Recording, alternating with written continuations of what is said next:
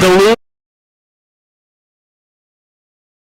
The fight for the number 1 seed exists here today between the Harbor Monsters and the Lunkers. Riley Underwood alongside my partners Tom Stalker and Jenner Graff, and boy, are we lucky to be in store for such a good matchup today. Well, these two teams have had 2 weeks to prepare for this. They both had byes last week, and the Harbor Monsters have had this circled ever since their 62-45 loss to the Lunkers in Springfield, Missouri. Well, something's changed about that Ozarks Lunkers squad. That's that they have a new quarterback, Tyler Kolka, at the helm. He's a real playmaker. He's averaging 221 yards over his last 2 games. 11 touchdowns, 3 picks. Pretty efficient. Comes over from the AL1. What do you see in him? I mean, you saw Tyler Kolka light up the Harbor Monsters last time these two teams faced way back in Week 6. A lot of it was Matt Rush. He had 5 receptions, 95 yards, and he found the end zone 3 times. So he's been a big-time target for this Ozark team. And another player, of course, we did not forget to mention him, Brandon Mackey, the MVP front runner, wearing number 10 in the backfield. He averages over 100 yards a game, over 3 touchdowns per game. And in the last matchup between these two teams, he averaged over 6 yards a carry, 4 touchdowns on the ground alone. That cannot happen again if Duluth wants to win and get the home field advantage. Well, the question is, can the league's number 2 defense against the rush stop the league's number 1 rushing team? 918 yards rushing so far this year for the Lunkers, 2/3 of them produced by Brandon Mackey. And we know who the quarterback will be on the other side for the Harbor Monsters. It's going to be Javante Johnson. We kind of saw a flip-flop back and forth earlier in the season between Johnson and Hassan Brockman, but Brockman is inactive today. He's a healthy scratch. He won't be playing. Johnson will be the sole player taking the snaps for the Harbor Monsters. So that's something we do know coming into this one, and he's a good talent with his arm. Yeah, absolutely. Javante, he led the team last year to a championship, trying to do the same thing this season, and you just got to love what Tony O'Neill did, putting full confidence in his starting quarterback in Javante Johnson, and hopefully tonight he can try to flip the script from Week 6 and get a win here on his home turf. Now, this is the battle for the number 1 seed. If you win, you get home field advantage and get to host a playoff game next week. And if the Harbor Monsters want to do that, they better get it to their wide receivers. They have 2 of the best ones in the league. Jamal Couch and Dan Williams are 4th and 5th, respectively, in the league receiving totals. They're big players, and they're big receivers, too. Well, and the other thing is, I believe the Harbor Monsters are going to have to pick up their rushing game tonight.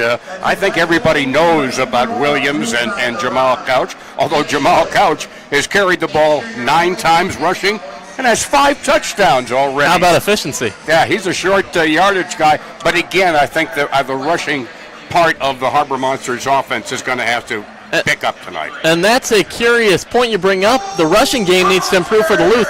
Well, they don't have any active running backs on their roster because they've scratched Darius Morrison from their roster. They've scratched James Harden from the roster. Neither of them are going to play today. So who do they lean on? Maybe Jamal Couch in those short yardage situations, but I really wouldn't expect them to run too much throughout the rest of the field.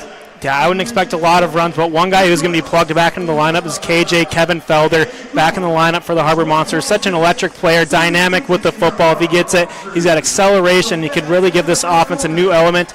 And another thing up front, Travis Whitlock is going to be at center for the Harbor Monsters. He was not in the game Week 6 as well. Now, before we get into the rest of this game, it's time to check out what happened last week. Now, both of these teams were on bye, but it's important to keep up with the rest of the league as well because major playoff implication, who wins today, Iowa or Hot Springs, St. Joseph or Eau Claire, all those games have massive seeding implications, but the teams today, they just want to win, and they know where they're going to be. Control your destiny. You can be the number 1 seed. So let's take a look at what happened last week in the Arena League.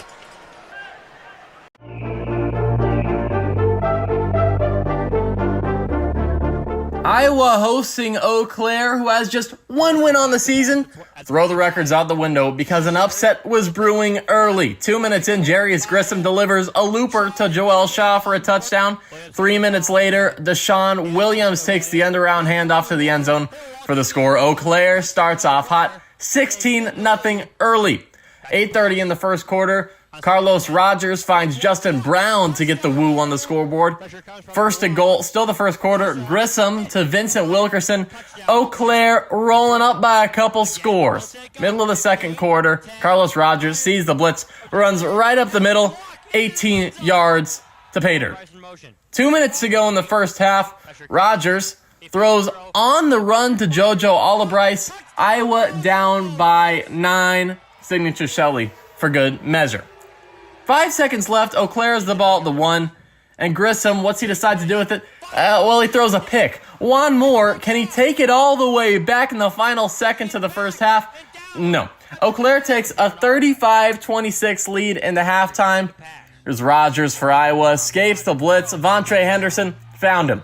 Woo coach Victor Mann saying they're not going to beat us this easily. Grissom's pass picked off. How about one more again? Carlos Rogers rushed 7 times for 88 yards and 2 scores. This one makes it 48-35, Iowa up. Here's a crafty play. Rogers runs circles around the defense before throwing it off to Jeff Mack. Let's give it to Mack one more time. Iowa goes on a 40-0 run to close out the game and holds Eau Claire scoreless in the second half. Woo win, 60-35.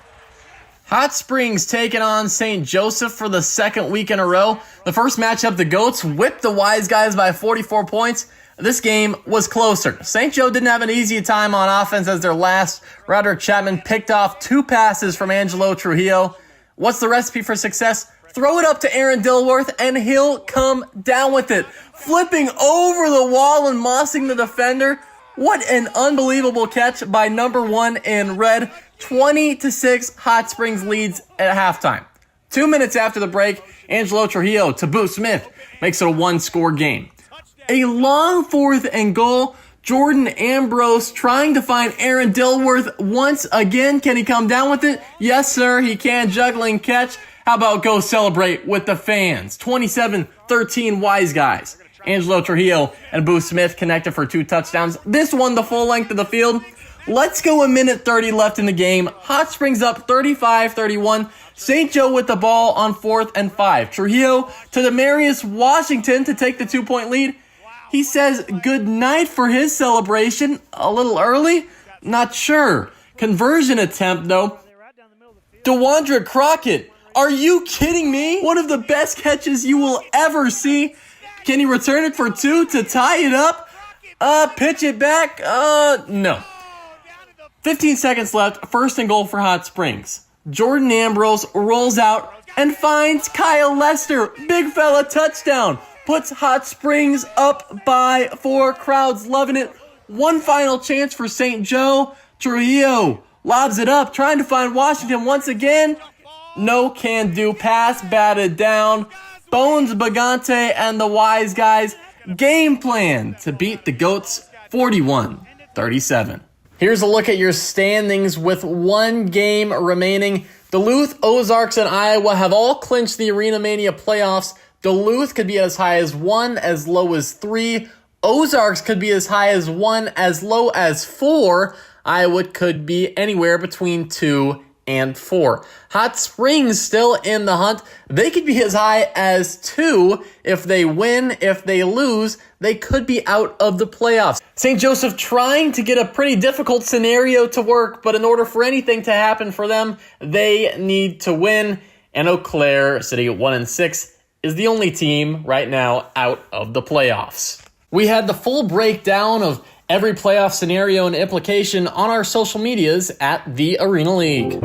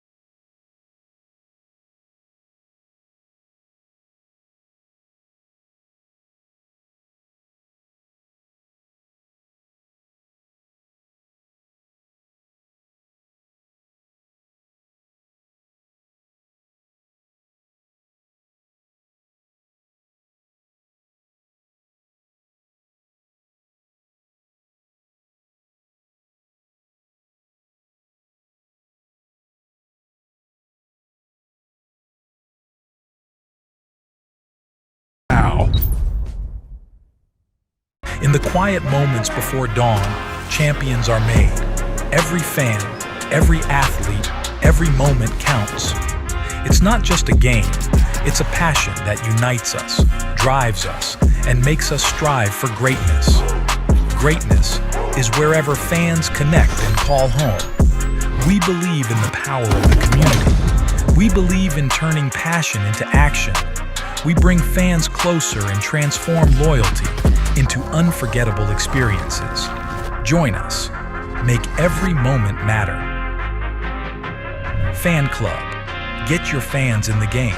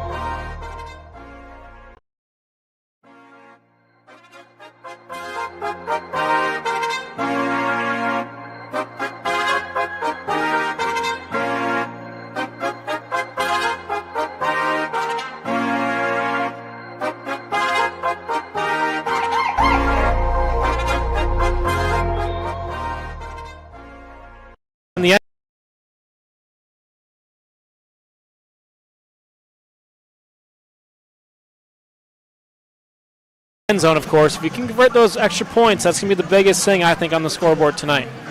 The captain's about to meet at midfield, the 25-yard line. Dan Williams, K.J. Felder, along with Javante Johnson and Sosa Maxwell, who told us this morning on the Harbor Monsters noon show on 106.5. He likes to be called Sosa on Saturdays, and so we'll do that.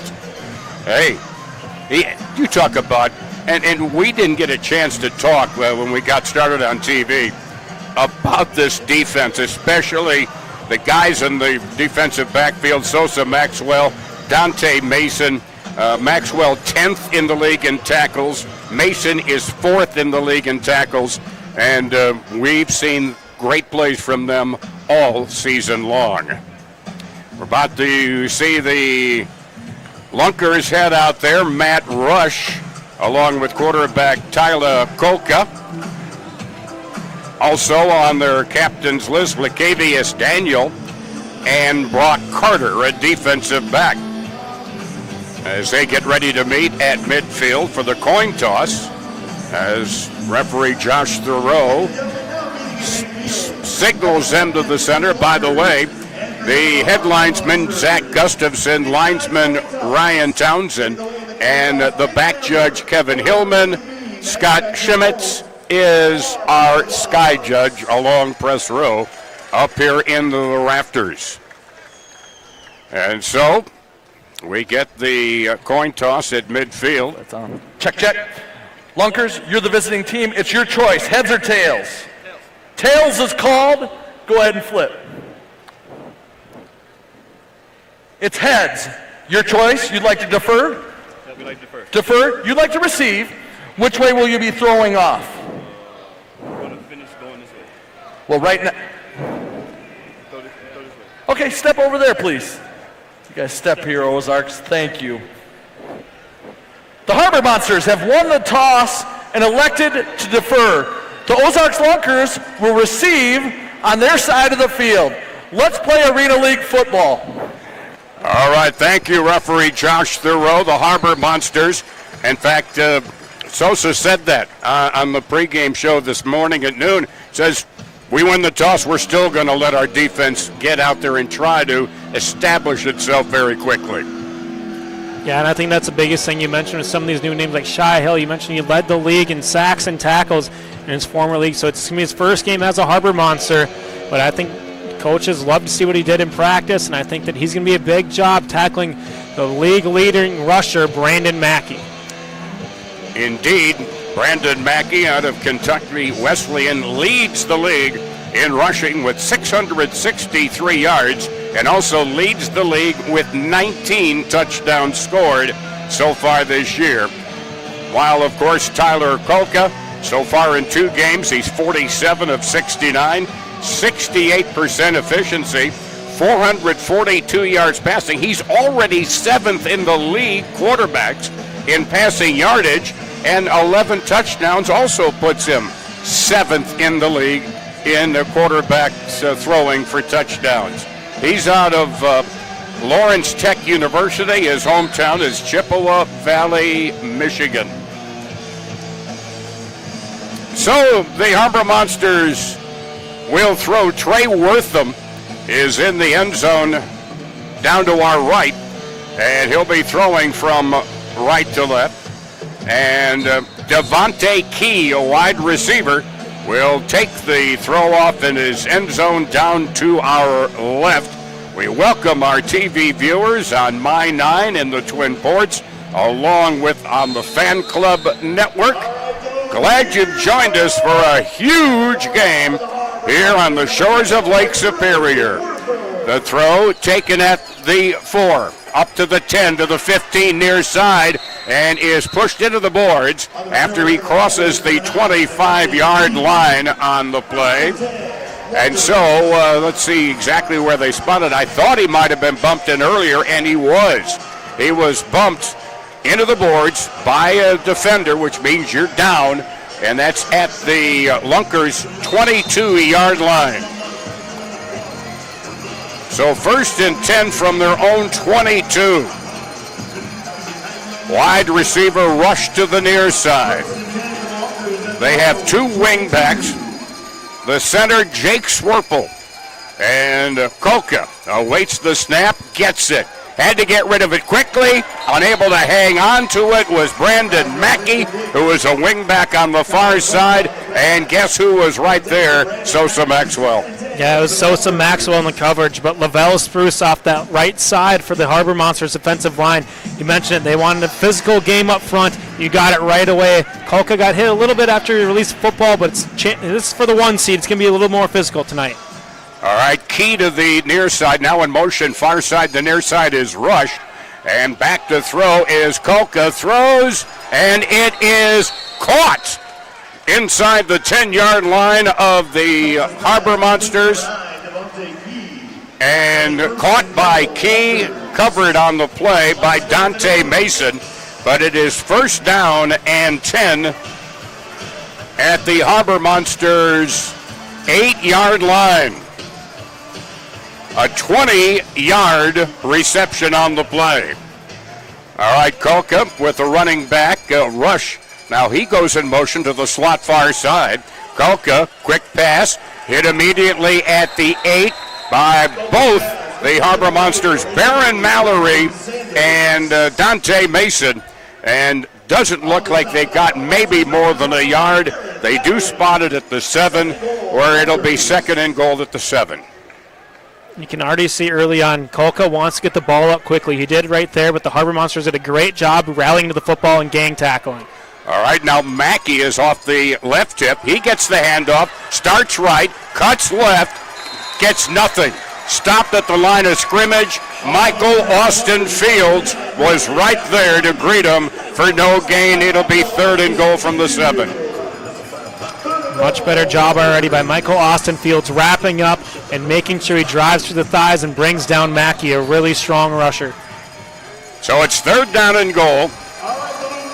2 wideouts far side. Now one of them in motion. That's Matt Rush, who had played quarterback for them early in the season. A fake toss, and Kolka is dropped down in the backfield by Shai Hill, and he forced the pass way off mark on the far side, and incomplete, and it'll be 4th down. Shai Hill already letting his presence being felt. They tried having the running back, Brandon Mackey, blocking him, but I'll take that matchup if you're the Harbor Monsters all game long. So here we go on 4th and goal for the Lunkers from Ozarks country. There's Kolka looking left, and he is sacked on the play. Shai Hill, who led Arena League 1 in sacks, gets his first as a Harbor Monster. And the ball goes over on downs. The Harbor Monsters get it offensively. Yeah, we knew there was going to be no secret what the Harbor Monsters wanted to do is get pressure on Kolka early and often. And Shai Hill, back-to-back plays in the backfield, and that one he brought down Kolka for the huge sack on 4th down. And so far, defensively, exactly what defensive coordinator and head coach Tony O'Neill wanted from his team. Now from their own 13, it's 1st down and 10. Javante sends a man in motion. That's Kevin Felder. And a quick out pass just behind Jamal Couch, as Couch was on the near side as a wideout. Incomplete, brings up a 2nd and 10. So defensively, the job got done on the Ozarks' first drive. Now let's see what the Monsters can do offensively. Wide out near side and a man in motion to the slot near side. As Javante throws, caught on the near boards by Williams at the Harbor Monster 24-yard line. A pickup of 11, and that's a Big Apple Bagels first down. Well, it was pick your poison right there for Javante Johnson. He had Jamal Couch and Dan Williams. Went to the threat right there. Dan Williams made the grab for an easy first down. So just a yard shy of midfield. 1st and 10, Monsters at their own 24-yard line. Man in motion, circling. Now a handoff. This the jet sweep to the near side. Down the near boards goes Couch, and he is ruled down at the 16-yard line, down into the boards on contact. A pickup of 8 as Jamal Couch. It's enough for a first down, and he does it on the jet sweep. Yeah, usually a goal line package we see there with the Jamal Couch rush, but with neither James Harden or Darius Morrison in the lineup tonight, got to switch things up, and it was a great rush right there for Jamal Couch. Another Big Apple Bagel first down. It was an 11-yard run by Couch, and it's down at the 16-yard line of the Lunkers. Yo-yo motion near side, KJ Felder. Now scrambling to the far side, KJ throws. Felder, it goes through his hands. He was open in the end zone.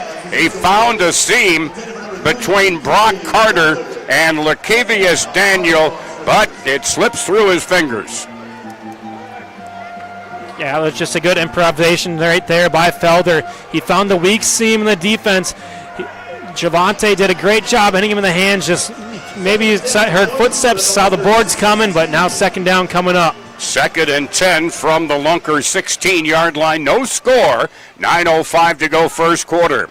Javante passes, completes it far side. Ladarius McAllister, the Mac attack, takes it along the far boards and is down close to the 6-yard line. Looks like they'll spot it at the 7, which is a pickup of 9, and it'll be 3rd and 1.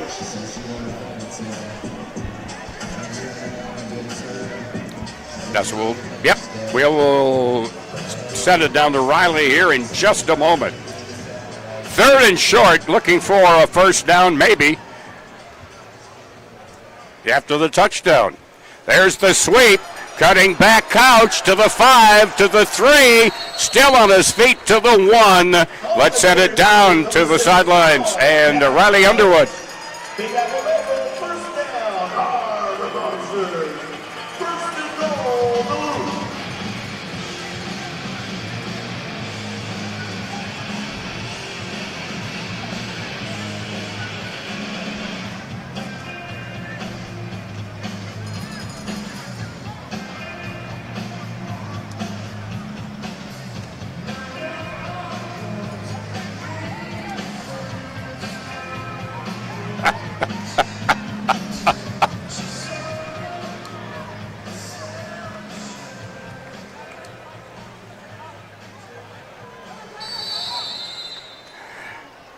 There is a flag on the play. Preliminary signal delay of game.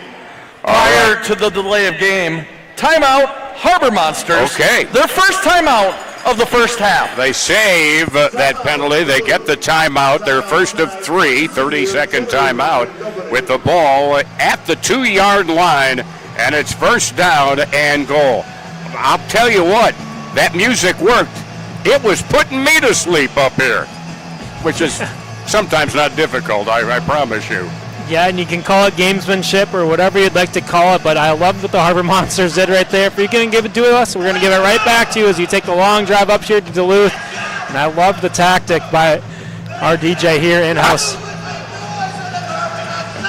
All right, so from the 2-yard line, first and goal. And again, they got the timeout in. Now the snap back, Javante, quick pitch over to Couch. Couch is in for the touchdown. Touchdown, Harbor Monster, but a penalty marker is down. I was about to say, Couch with his 11th rushing attempt of the year, about to get his 6th touchdown. Maybe that's still coming. But let's sort out the hanky. There were a ton of penalties when these two teams played in Springfield Mall.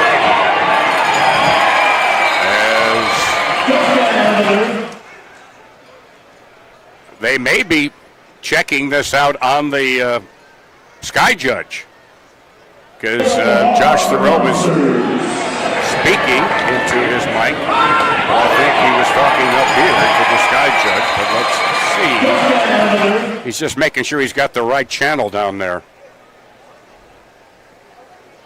Holding. Offense number 9. 10-yard penalty. Replay. First down and goal. Yeah, they got Marcus Sessoms there on the hold. He was just on that right edge. Held it 1-2. We got to release it in early on. You never knew where Jamal Couch was in the backfield, and just too much cloth there for the officials. All right, so it's first and goal from the 12-yard line. Javante hands to Couch, sidesteps one tackler, drives through another would-be tackler inside the 10 and down to the 8-yard line. But another penalty marker is down, and that's back outside the 15-yard line. Holding. Offense number 9. Oh, boy. 10-yard penalty. Replay. First down. Back-to-back holding calls. It'll be first and goal all the way back now to the 22-yard line. It's gone back 20 yards on back-to-back holding calls. It's first and goal, however, from the 22. Yeah, first and goal basically from midfield right here. It's going to expand the playbook for the Harbor Monsters, but you'd much rather have it inside the 5 where it started 2 plays ago. 7 minutes to go in the opening quarter. Felder in motion near side. Catch made near side. by Marcus Sessoms. Sessoms cracks it down to the 6-yard line. He picks up 16, and the workman-like utility player, Marcus Sessoms, gets it back in the shadow of the end zone, although it doesn't really cast a shadow. I don't know why I'd say that. Well, yeah, Sessoms looks a lot more comfortable rather than snapping the football, but catching and running with it, and that was a good getting there and a good block downfield by Dan Williams as well. So it's a pickup of 16, 2nd and goal from the 6. There is a pass under the coverage, down to the 2 to the 1-yard line is Sessoms, and he will get progress to the 1. Yeah, you can see on the second effort right there by Sessoms reaching for the pylon to break the end zone. It looked like he was down by contact right before he reached for it. So it'll be a 3rd and goal from the 1 coming up for the Harbor Monsters. 10th play, including the 2 holding penalties of this drive. 3rd and goal from the 1 for the Harbor Monsters. No score, but they're looking to take care of that right here. In motion, there's the jet sweep near side. Couch is across for the touchdown. He got hit at about the 1-yard line by Lacavius Daniel, but drove through him into the end zone. Touchdown, Harbor Monsters. Touchdown, Jamal Couch. And you can just see Jamal Couch look like Michael Jordan in Space Jam right there, stuck the arm out, just extended past the end zone, and it's in for 6. Harbor Monsters strike first here in Duluth. And the Kerry Toyota touchdown is scored. Now they go for the single point after from the 5-yard line. Now Felder in motion. Now he gets it. Now Williams in motion, parallel to the line of scrimmage. Quick pass. Down it goes. Leaning in. Is he in? Yes! Marcus Sessoms. Oh, I tell you what, Sessoms, sometimes an underrated player, but he has become big in this game already. Yeah, you can see that. They send 2 guys going. Sessoms didn't even bother blocking him. Great job there by Javante, getting it out quickly, let his receiver do the work, and a great job getting in the end zone for that point after. A long drive for the Harbor Monsters to set the tone early here at the deck. And he, right there, goes over Jadarius Bird and leans in, gets it across the plane for the single point after. 7-0 Harbor Monsters, 4:49 remaining in the opening quarter.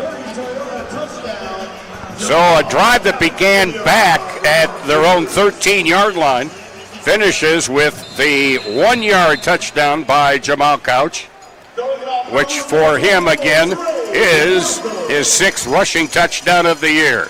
The throw-off along the far boards getting knocked down. Oh, a penalty marker is down. Somebody lost a helmet as Key took it along the far boards, got upended at the 15-yard line, but the penalty marker was thrown back behind during the play. return. Personal foul, face mask, kicking team. Wow. That penalty will be enforced from the end of the run. First down, Lunkers. Wow.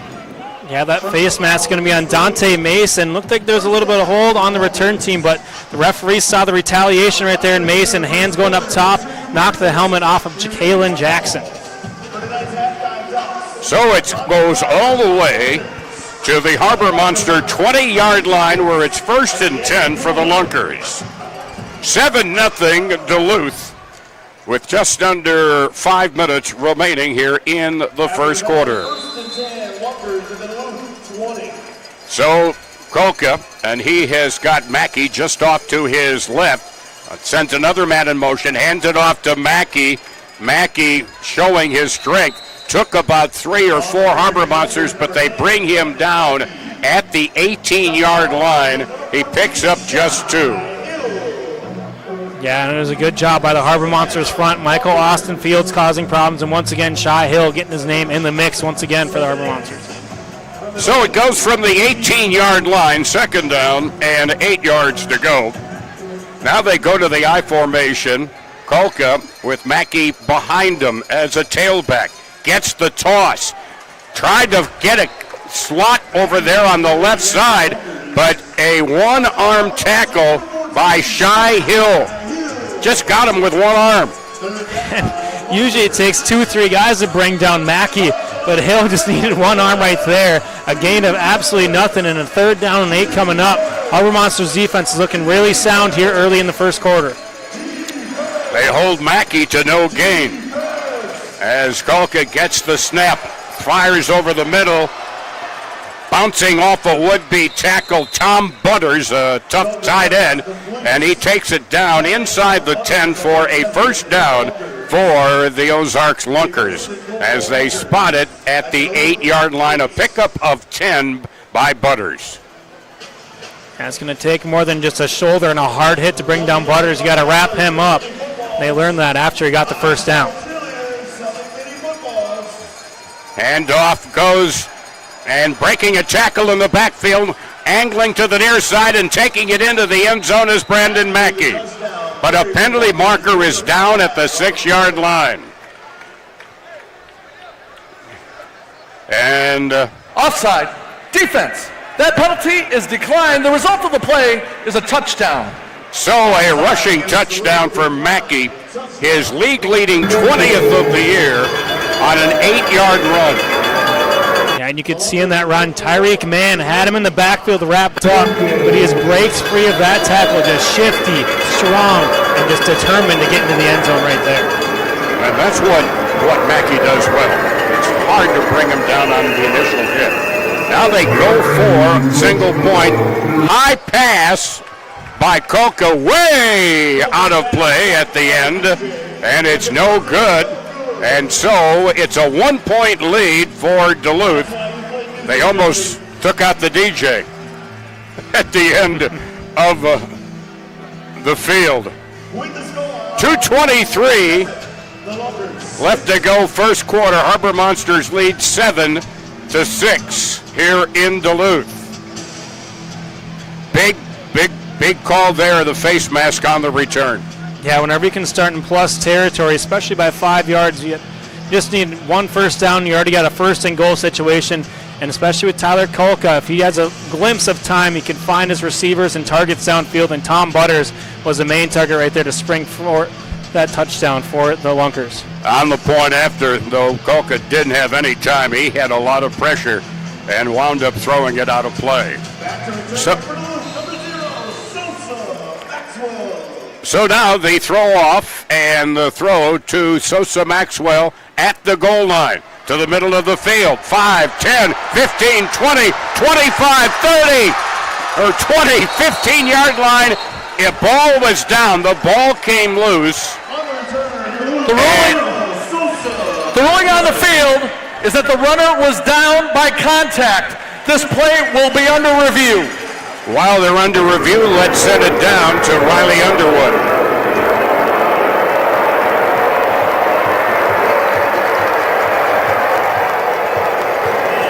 As you can watch on our replay,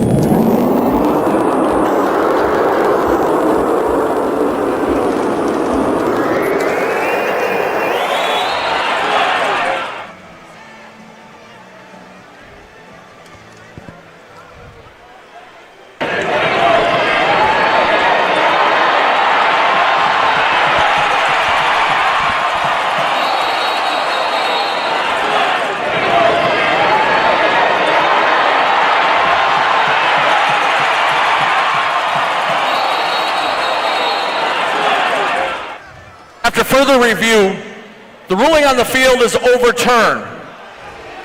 The replay was a fumble. It was immediately recovered by the Lunkers at the 10-yard line. They'll take over first down. So it is ruled a fumble on the play, and the Lunkers will take it 1st and 10 at their own 10-yard line. Well, the turnovers and whoever's got the most possessions in this game is going to be huge. Harbor Monsters have the first one right there, and Sosa Maxwell carried that thing a little too loose right there as he went down. Thought of the turf knocked it loose, but no, it was a clean play. No forearms or anything were down. All right, so Kolka sends a man in motion. That's Bird. And we got a snap, and we got finger pointing and a penalty marker thrown. Illegal procedure is the initial indication. Full start. Offense, number 20. 5-yard penalty. First down.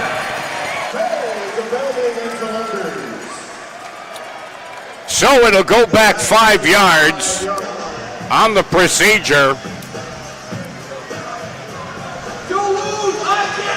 1st and 15 back at the 5-yard line. Kolka will take the snap at the goal line. In motion goes Devontae Key. Back to throw. Kolka's in the end zone. Tackled. Safety. Tackled. Shy Hill strikes again. You can see on the safety right here, Shy Hill straight bull rush.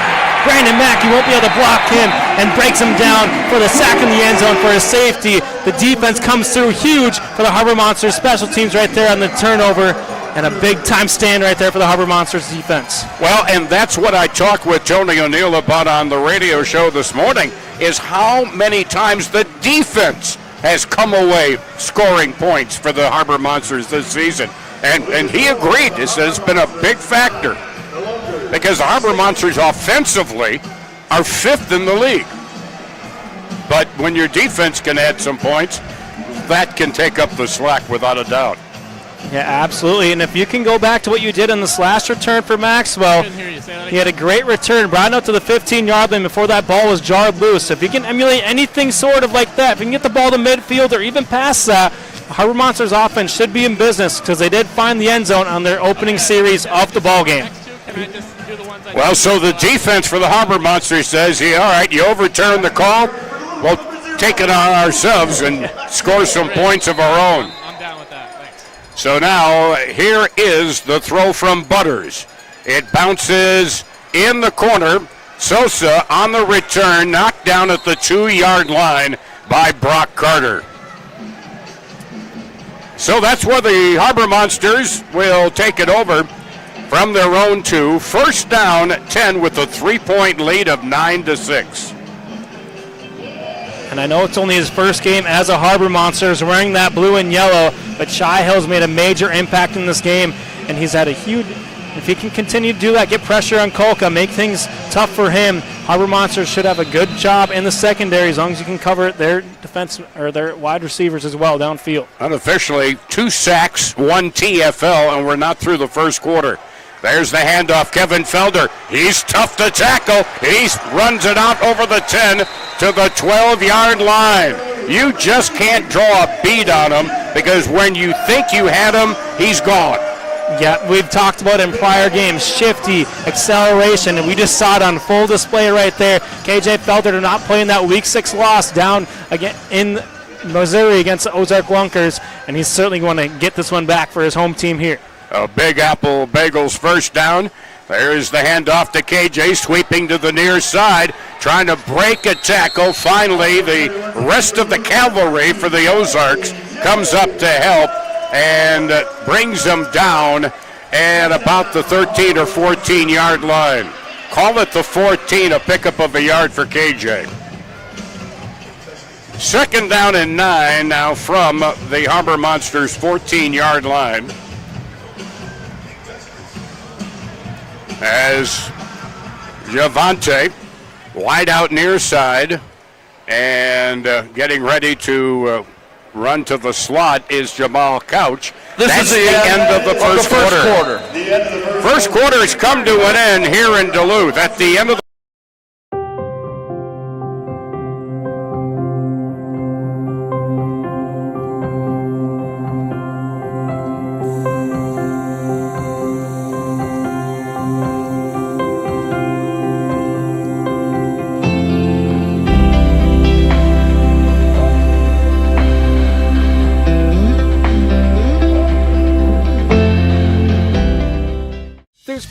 room for your whole crew at Boulder Tap House. We've got big screens everywhere, so you won't miss a minute of the game. You're going to love our beastly Bloody Marys, massive cheese curds, and bodacious burgers, like the incredible Boulder Tap Epic Burger. Top it all off with our wonderfully crisp, icy, cold craft beer. Go ahead and duck out of work a little early and relax on our patio while you and your besties enjoy your choice of weekday lunch specials. Exclusively available at Boulder Tap House. Summer's just around the corner. Hold fast. We got you covered. Earth Rider Beer. Gather responsibly. Welcome to Legacy Cannabis, your local experts for all your cannabis needs. Legacy has the largest selection of edibles, beverages, seeds, local pipes. Also learn to grow classes to start your own cannabis plants. Legacy Cannabis.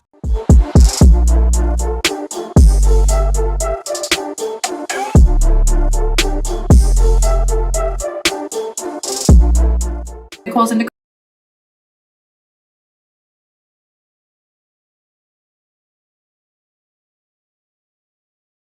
Creative Healing, we help athletes, parents, professionals, everyone recover, relax, and recharge. From massage and breathwork, yoga to mental health therapy, we've got your back. Nicole's Integrative Healing, now serving Duluth and surrounding areas. Book your session today at nicolesintegrativehealing.com or find us on Facebook and Instagram.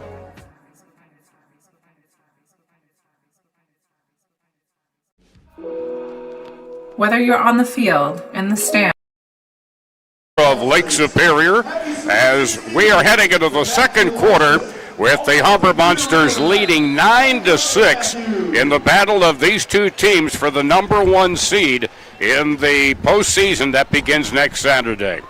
Now it is second down and 9 from their own 14. Javante rolls near side, throwing deep and just off the fingertips in the near corner of the end zone down to our right.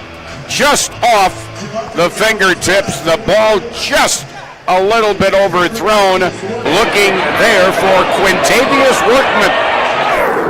Yeah, Workman, one of the newer Harbor Monsters. We've seen him a little bit. You can see in the replay, he had it in and out of the hands, but the boards come quickly here at the deck, a former hockey arena, and those boards do not budge one bit.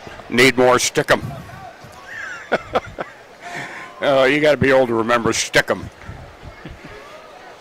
So now it is third down and 9 from the 14, and the catch, K.J. Felder wide open and hit him in sometimes the worst spot you can, the hands. Yeah, and that's just a classic case of turning upfield before you had the ball in your hands right there for Felder. Would have been looked like a surefire first down right there for the Harbor Monsters. Duluth and now it's going to be a first. Has decided to surrender possession. First down, Ozarks. So they decide on a 4th and 9 to turn it over to the Ozarks, who will get it at their own 15-yard line. First down and 10, trailing by 3, 9-6. Let's send it down to Riley Underwood. Riley.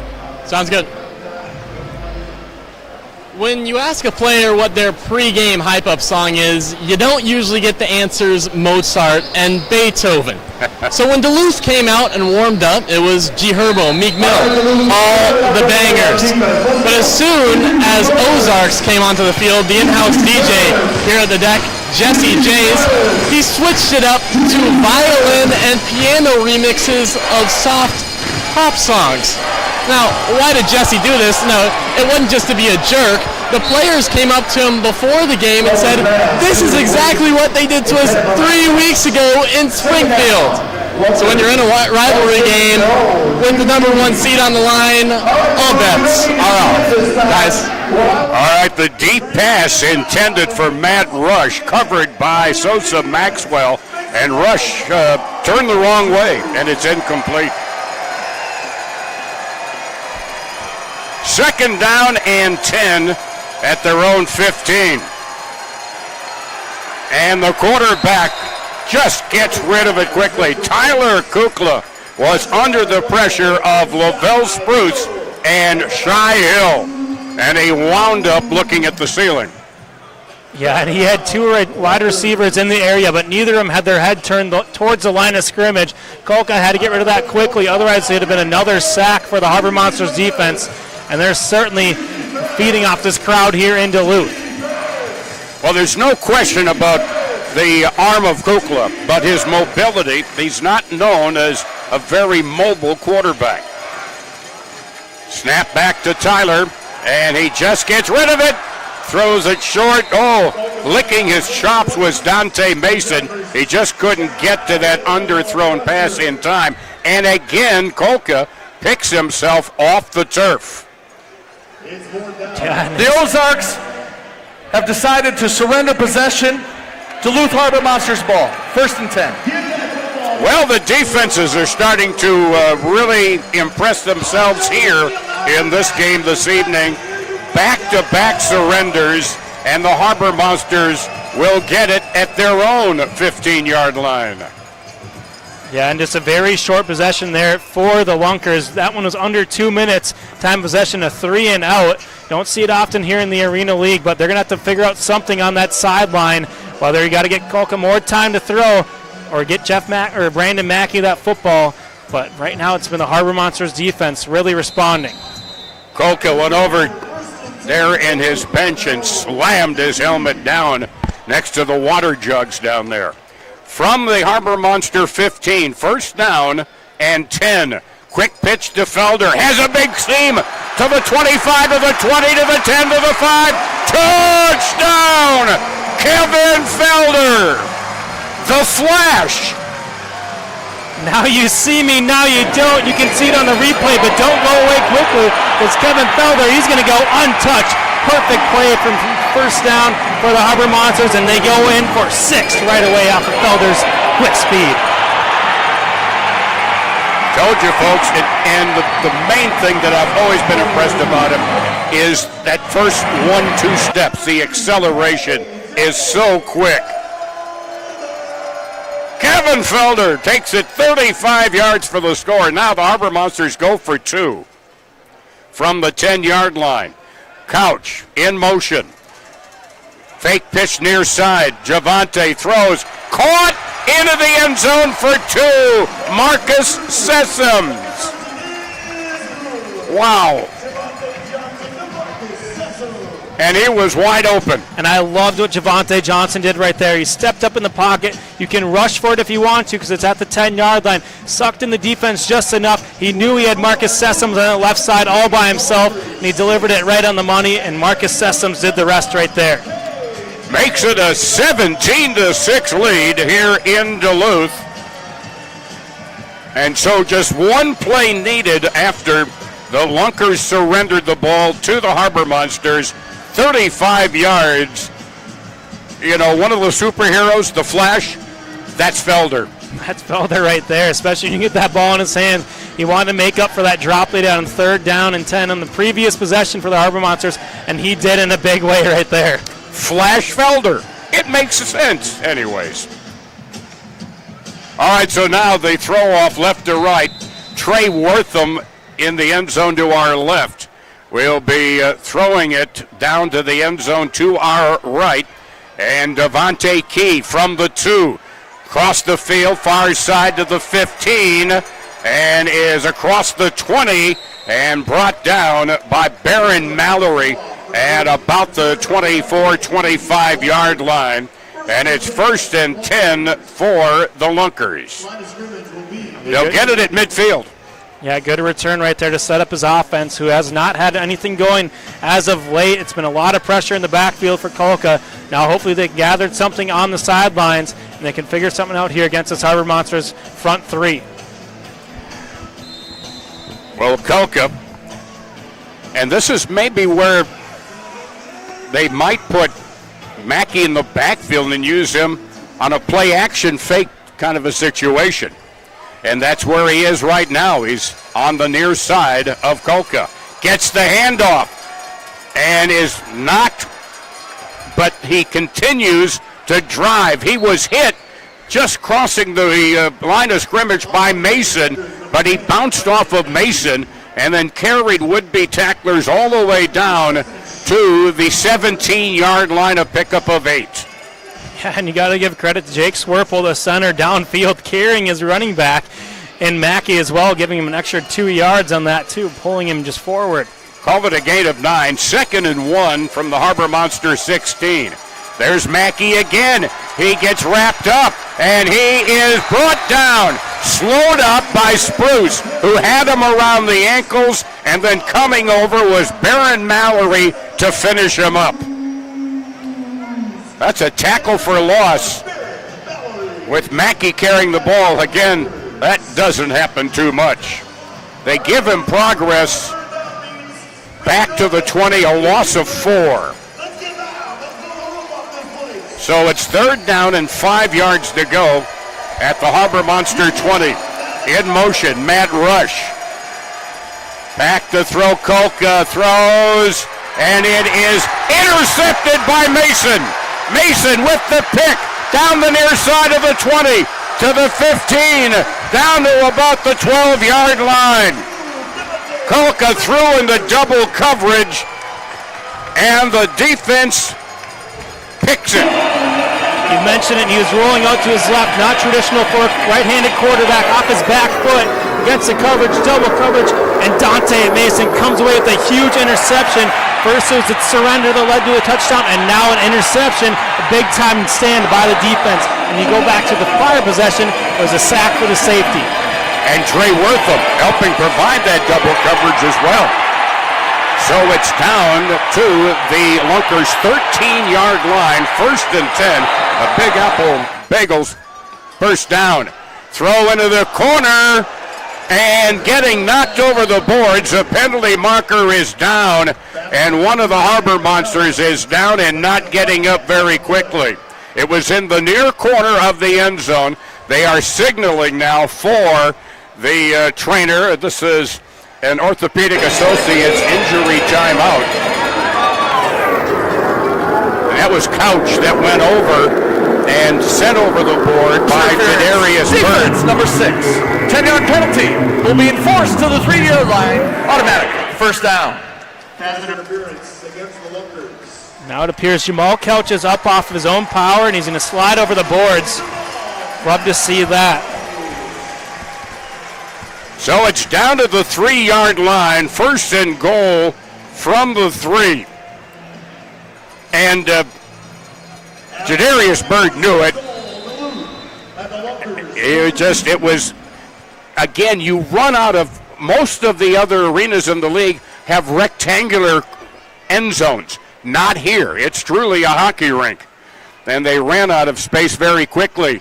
Quick pass to the near side, and down to the 2-yard line is Couch. Quick out to the near side. Couch on the catch. Well, it appears Jamal Couch is just fine. He caught that one, trying to get into the end zone right there. Just ran out of real estate as he was slammed in the boards by the defense. 2nd and goal now from the 2-yard line. 7:50 to go, halfway through the second quarter. Harbor Monsters lead 17-6. From the 2-yard line, Javante with a man in motion. Couch, there's the sweep.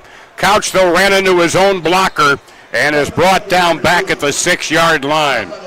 Yeah, it was Daniel Charles, number 21 for the Lunkers, who blew that play up as he picks his helmet off the turf. But he did much more than that when just lose his helmet. Blew the play up and let his guys rally to the football. Couch had nowhere to go but backwards. And trying to lead the block there was Travis Whitlock. So it's now 3rd down and goal from the 5-yard line. In motion, Felder. Back to throw, Javante. Steps up in the pocket. Has time. Throws. Caught in the end zone. Near corner. Touchdown, Jamal Couch. Touchdown, Harbor Monsters.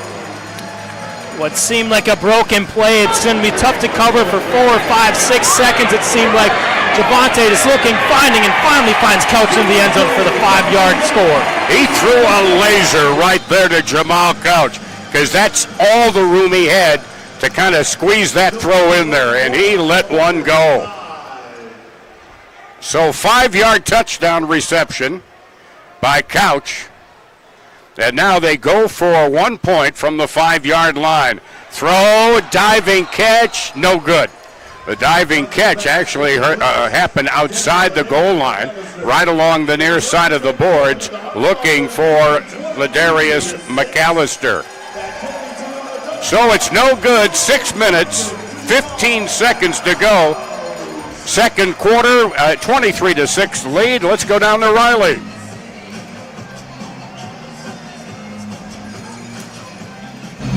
KJ Felder is one of the most versatile players on the field. Now, he has, after that long touchdown in the last drive, nearly 200 total yards and 4 touchdowns. Those aren't bad numbers, but they don't necessarily jump off the page. Numbers that do jump off the page, 11-0 when he's playing in the blue and gold. Now, the Goats picked him up last year at the beginning of the season, and then they cut him.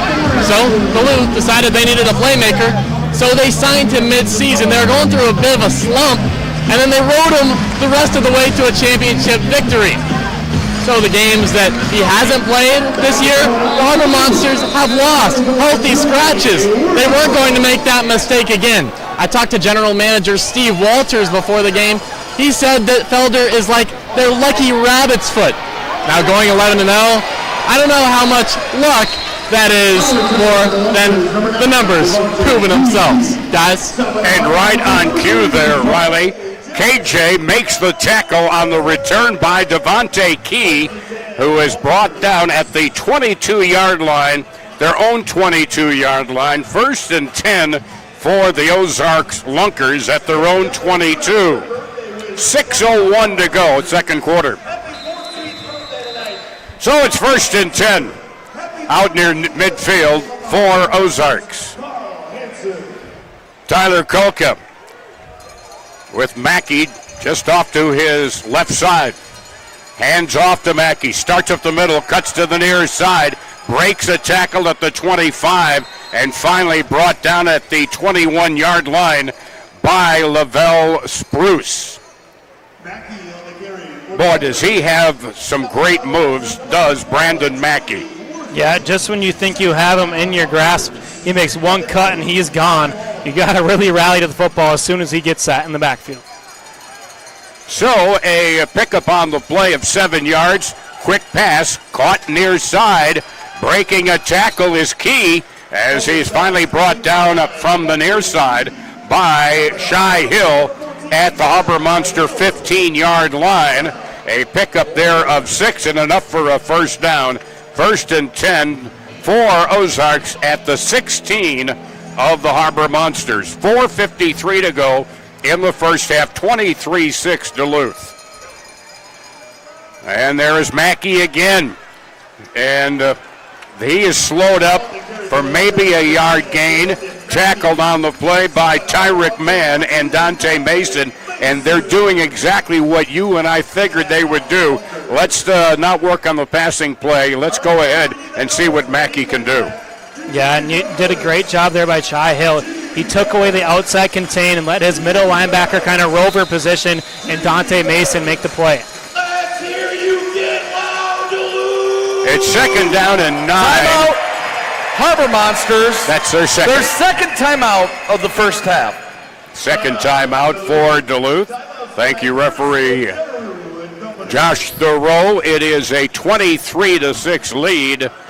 And one of the things that Duluth learned very quickly in Springfield, Missouri was, and unfortunately a hard lesson to learn, when you hit Brandon Mackey, you better wrap him up or get some help. Yeah, and I think it could be a tale of both. Wrap him up and get help, because you've seen him break 1 to 2, 3 tackles at times, and it takes a lot of guys to bring him down. But as we look down to Springfield, it's a 6-6 ball game with 5 minutes and 25 seconds to go. Everything's all tied up between Iowa and Springfield. Or Hot Springs, excuse me. That's all right. There's a spring in there somewhere. By the way, Brandon Mackey out of Kentucky Wesleyan. So now it's at the 15-yard line, 2nd down and 9. Harbor Monsters have one timeout remaining. I believe the Ozarks have all three of theirs remaining. And again, wide out far side, they'll have a man in motion to the slot far side. Now quick pass by Kolka, and he airmails it out of bounds into the VIP suites across the way. No chance for Devontae Key. Getting there on coverage was Baron Mallory. The coverage by Mallory was great. He was on him right away, but it's just the pressure again by this Harbor Monsters front three, and they just give Kolka just too much time. He's got that internal clock thinking 1, 2, 3, got to get rid of it, and he just airmailed that one. And with the pressure he's gotten, maybe he has to think he needs to get rid of it even quicker. Kolka throws. Incomplete wraparound defense by defensive back Trey Wortham. The pass intended on the near side for Key. Yeah, and that was just bang, bang. Great play right there by Wortham. Not enough contact for the official to take the flag out of his pocket. And now a big fourth down coming up here in Duluth territory. So it's fourth down, 9 yards to go. There's certainly no reason to even think of a surrender, because guess what? You're already at the 15. So right now, they're looking to get a first down, which they would need to get to the 6-yard line. Snap back. Kolka throws. Broken up for Key again on the far side. Baron Mallory in very tight coverage. May have gotten a piece of it as it zipped on by. And it was just great coverage once again. Bang, bang as the ball is coming. Hand fighting downfield is going to be allowed as this is a battle for the 1 seed in the playoffs. Great job of the officials letting the players make the play right there. And a good defensive stand by the Harbor Monsters once again. So the ball will be at the Harbor Monsters 15, and it'll be 1st and 10 for Duluth with 2 minutes, 51 seconds remaining in the second quarter. The Monsters leading 23-6. This was a 1-point game at one point, 7-6 lead for Duluth. But 16 straight scored, including a safety. The snap now from Whitlock. Back to Javante. Through high, looking for Marcus Sessoms, who was heading to the far boards at about the 21-yard line. And it's incomplete, brings up 2nd and 10. We're still outside the 2-minute warning, so the clock continues to run. 2nd down, 10 yards to go. They'll get probably one more play in before we get the warning. Couch will go in motion with wideouts far side, near side. He's in the slot. Quick pass to Couch on the near side. Oh, and he is hit hard by Craig Travis III. This is the 2-minute warning. Not Craig Travis II, but Craig Travis III. Solid hit there on Couch. Out to the 24-yard line, a pickup of 9, setting up a 3rd and 1, and we're at the 2-minute warning. 1:59 to go here in the second quarter, 23-6. We will take a time.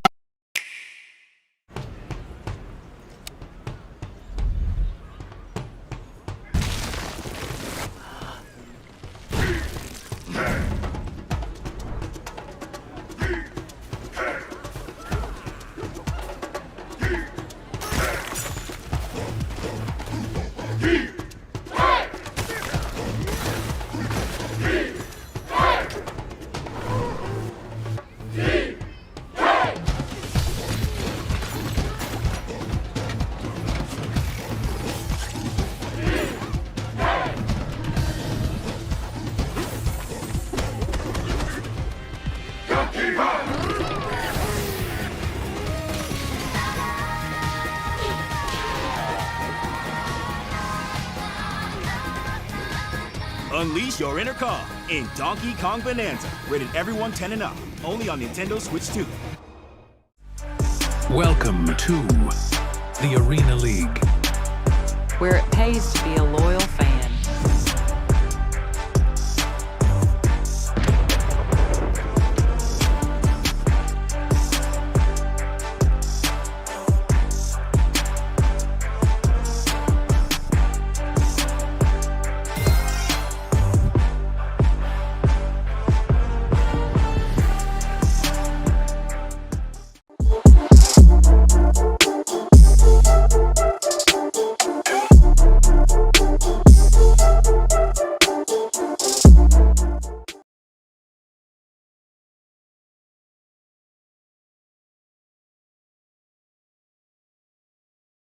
Club 100 has a full bar loaded with premium spirits, pizza, and additional food options within the Fitkers building. Book your simulator online today at club100.com. When you're in a pinch and need a meal fast, turn to your local Super One Foods. Super One is proud to offer convenient, delicious grab-and-go food options that are sure to satisfy even the picky eater in your family. Stop by your neighborhood Super One Foods, serving you lower prices and better choices. If you're in a pinch and need a meal fast, turn to your local Welcome Super back One to the Foods. deck. Super One is Along proud to with offer Jenner convenient- Graff, I'm Tom Stalker. Riley Underwood with us tonight as well, as it's at the 24-yard line.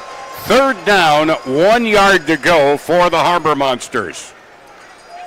Williams now wing back on the far side, and they send Couch in motion as a blocker. Kevin Felder skirting around the far side, knocked into the air by Lacavius Daniel on the tackle, and the progress to the other 24-yard line.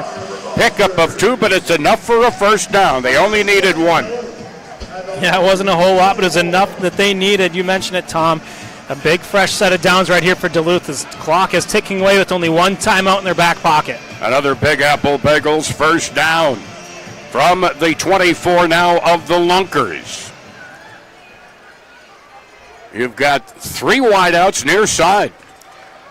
Javante rolls far side, throws across, wide open. Williams at the 10, down to the 5, and is he down? He is down at the 6-yard line. A pickup of 18 on the catch by Dan Williams. Well, you see Javante on the replay here. He rolls out to his left. I think the entire stadium gasped for as he threw across the entire field, but he had a wide open Dan Williams, and he knew exactly where his big target was on that play right there. So after the 18-yard catch, it's first and goal from the 6-yard line with 1:10 to go in the second quarter. All right, now there in the backfield now is Shai Hill. There is the give to McAllister. Angles through the right side. Gets down to about the 2-yard line, tackled by Craig Travis III. Call it officially the 3, a pickup of 3. We've seen it on the offensive and now defensive and now offensive side. Shai Hill just loves to move bodies. And the head off the Couch, straight ahead. He's into the end zone. Touchdown, Harbor Monsters. Touchdown, second of the night for Jamal Couch. He gets his 7th rushing touchdown of the year and his 15th touchdown overall offensively. Usually your running backs aren't 6'5", 6'6", but Jamal Couch, doesn't matter. His number is called, and he finds 6, just like his jersey number right there. His 3rd score overall in the night, 2nd rushing touchdown for Couch. And from the 5, the Monsters will go for a single point after. Leading 29-6. And Couch comes on and gets the play. 3 wideouts far side for the Monsters. And in motion to the near side. Javante rolls out of pressure well to the far side. Throws into the end zone for the conversion. Marcus Sessoms. Mr. Point after. That's his 4th now. He's got two 1-point conversions and the 2-point conversion on the day so far. But how about Javante Johnson? Thinks he's rolling up to his right. Whoop! Excuse me. Let me roll out, and he finds his tight end, Marcus Sessoms, in the end zone with another bullet pass. It's a 24-point lead for Duluth, 30-6, with just over 42 seconds remaining in the second quarter here at the deck. And this crowd, a good crowd on hand, has had a lot to cheer about this evening for the Harbor Monsters, especially defensively. So now we'll get a throw-off, and the Lunkers will have a quick chance to get some points on the board. Harbor Monsters now have scored 23 unanswered points in this game. So now the throw-off, Trey Wortham from the end zone down to our left. And it's been, yes, it is Devontae Key in the end zone down to our right.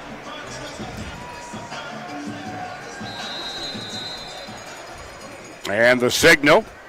Trey gets the signal and lets it fly. Key Grabs it at the 2, towards the middle of the field to the 5. Slips, kept his balance across the 10 to the 13-yard line. Tackled on the play by Dante Mason, who overall came into this game tonight 4th in the league with 44 total tackles, and he certainly has added to that this evening. And it was just a great job there by Mason, sticking with the play. He looped around the initial blocker, and the slip by Key gave him just enough time to wrap him up, get the tackle behind the 15-yard line. Just over 30 seconds to play in this first half. Lunkers from their 13, first down and 10. Man in motion, slot far side, a penalty marker thrown, and Harbor Monsters might be offside. Shea Hill was in there awfully quickly. Offside. Defensive. Yep. 5-yard penalty. First down. So it's still first down, but 1st and 5 now up at the 18-yard line of the Lunkers. 34.7 seconds remaining in the second quarter. So from the 18, 1st and 5. Kolka looks at his play chart. He's got Mackey to his right, now in motion rush, circling to the far side. There is the pass, deflected, and is the deflection caught? No. Key thought he might have got it just before it hit the turf, but he did not. It was deflected over on the far side. Yeah, and with the incompletion under 2 minutes, the clock will stop. But you can see right here, the pass was tipped near the line of scrimmage, and Key could not get his hands underneath that one. And that'll help the Harbor Monsters catch their breath defensively. Now they run out of an I formation. Wideouts left and right. Now in motion goes Rush. Play action fake.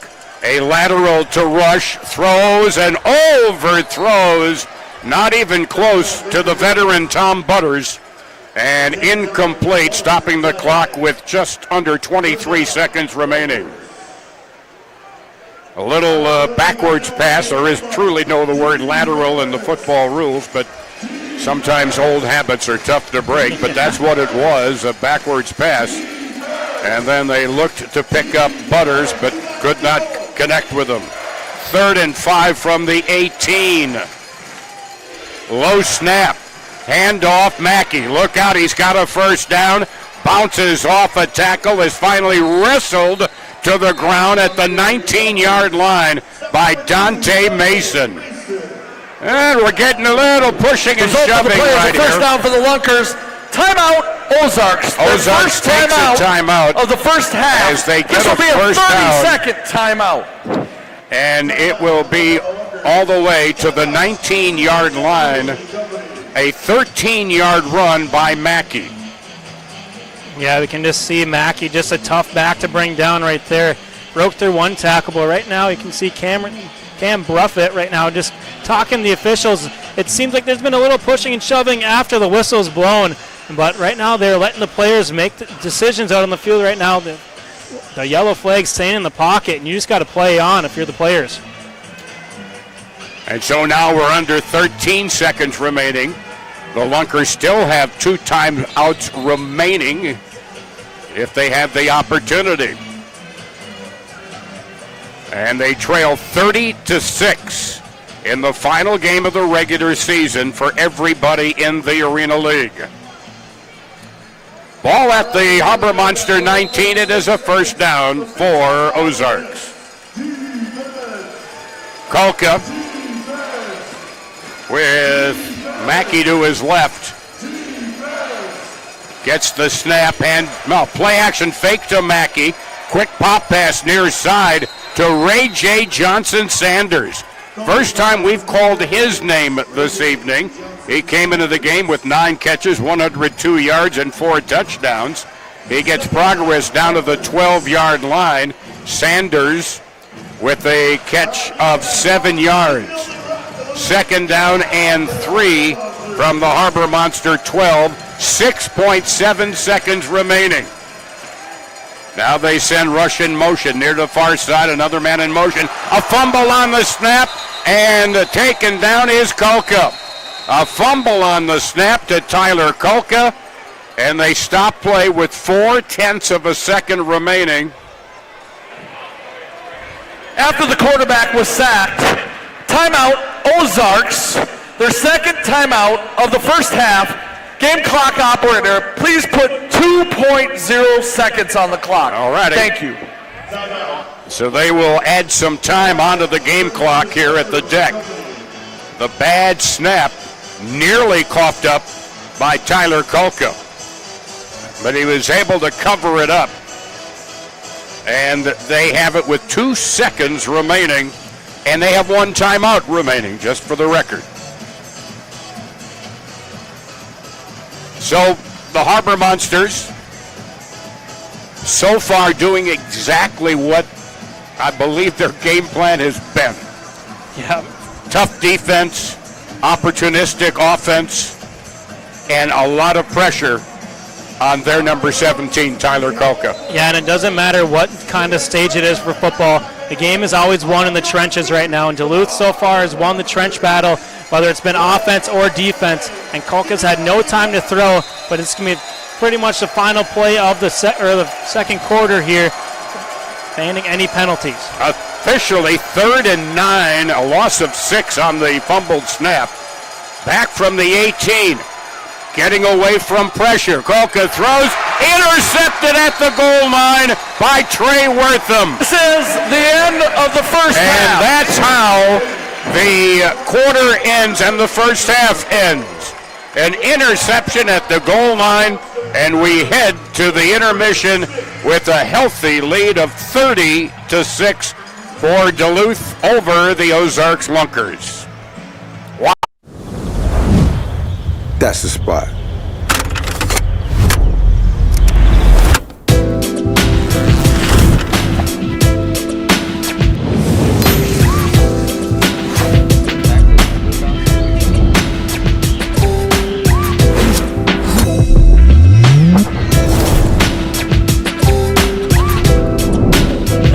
Hey, yo.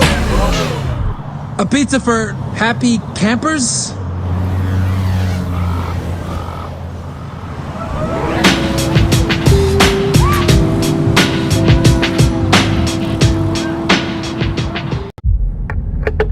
Jump Psychological Assessment in Progress. Subject 003, Jonathan J. Kabongo, 28, Tactical Fitness Trainer, Toronto, Ontario.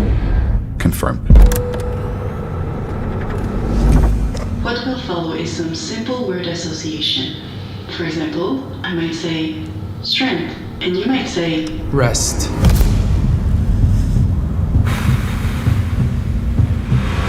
speed. Practice.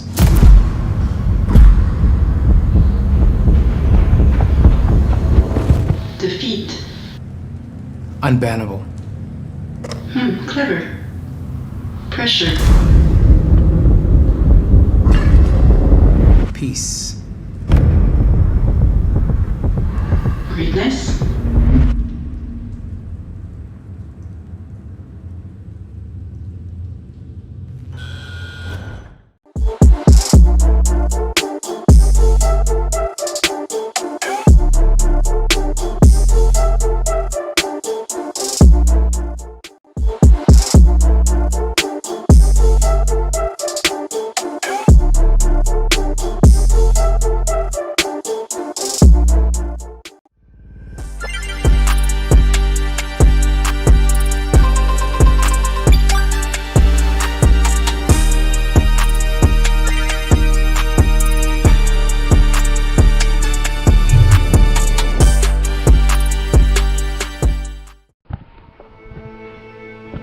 I'm just a 1 seed and home field advantage in the playoffs. The Harbor Monsters lead 30-9 after 2 quarters of play.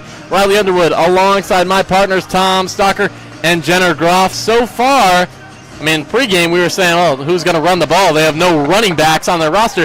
That has not been an issue, to say the least. They have 3 rushing touchdowns already. KJ Felder with 1, Jamal Couch with 2. And Jamal Couch has been a prime-time player in our first 30 minutes of play. He has 2 touchdowns on the ground and 1 through the air. 3 total touchdowns. And boy, has he been huge. Mr. Short Distance, you're right near the goal line. And I was told this morning by Sosa Maxwell, or actually Javante said it on our radio interview this morning, he's always begging for the jet sweep. He's always begging for it. Well, why not? It works for him. Yeah, I mean, why not? Traditionally, you don't see a running back who's 6'5", 6'6", but Jamal Couch just has a knack for the ball and a knack for the end zone. He's already got 3 scores on this early game so far in the first half. The rushing game, an unexpected boost for Duluth. They've had Ladarian McAllister taking a few handoffs. Overall, it has been the rushing game that's given the boost. It's also been the defense. We came in, we knew they led the league in takeaways, and they've had a few of them today as well. How about Shai Hill making his presence, his newcomer presence known, leading the Arena League 1 in sacks and TFLs, and in the first quarter he already had 2 sacks. And so it's like, yep, I'm glad I'm here. And that's the kind of pressure that they were putting on Kolka that made the Lunkers change their offensive scheme, going to more of a running game, and we kind of thought that's what they would do, and that's what they did. Yeah, and I mean, it's been the defensive side of the ball. Shai Hill, he's the one who really sparked that 23 unanswered points for the Harbor Monsters with that safety, picking up his 2nd sack while doing so as well with that. So it's been really Shai Hill, and we've seen the secondary get involved as well. Saw Dante Mason with the interception, and then to end the half right there with Trey Wortham as well. Yeah, that safety forced by Shai Hill made it 9-6 Duluth. That's the score that entered second quarter, and then 21 points straight unanswered so far, and it's been, I mean, pretty good output by the defense, the offense as well. Something that's also been missing from the Ozarks Lunkers offense has been the passing game. Came in Tyler Kolka, this is a new quarterback that's completely changed the offense. He has no touchdowns, 2 picks. And they also, right after both teams surrendered, start of the second quarter, a 4-and-out surrender for the Lunkers, and that's where KJ Felder came in, and I came up with the new nickname. He is now Flash Felder. No, that's his new nickname? I think it's good. Flash I don't know. Felder. He may not like it, but I like it. You have my vote. Yeah, my vote. Absolutely. We got your vote, Jenner? Yeah. All right, 3 that matches his number. Why not be Flash Felder? Beautiful jet sweep touchdown for him. No one was catching him. No, in a blink of an eye, he was gone 35 yards, and he just left everybody in the dust untouched for the 6. A bright spot for Ozarks was Brandon Mackey. He had an unbelievable slip and score, escaped a few defenders, and bounced right into the end zone. And he's been doing that. Couldn't get into the end zone after the first quarter, but still he's been making defenders miss. That is the focal point of their offense, and that's the focal point of Duluth's defense as well. He is so impressive. I mean, you just don't hit him once and expect him to go down. You got to hit him and then get help, because that's how good he is. He has impressed me more and more from the first game we saw him and this one here tonight. He has been very impressive. Well, if he's going to match last game's performance when these two teams met, he'll need 3 more scores on the ground. I don't know if we'll get it, but if he does, that would certainly help the Lunkers' chances of overcoming this 30-9 deficit. Yeah, and traditionally you see a quarterback spy happening, but it's been a running back spy. They've just followed Mackey wherever it's been, whether it's been Sosa, whether it's been Dante Mason as well for this Harbor Monsters defense, and they have all eyes on him as soon as he gets that ball in his hands. Right now, Harbor Monsters with the firm grasp through 30 minutes of this game. We're going to take a quick break, 2 minutes. We will be right back to discuss the game and the other things happening around the league. Your table is waiting at Barker's Waterfront Grill.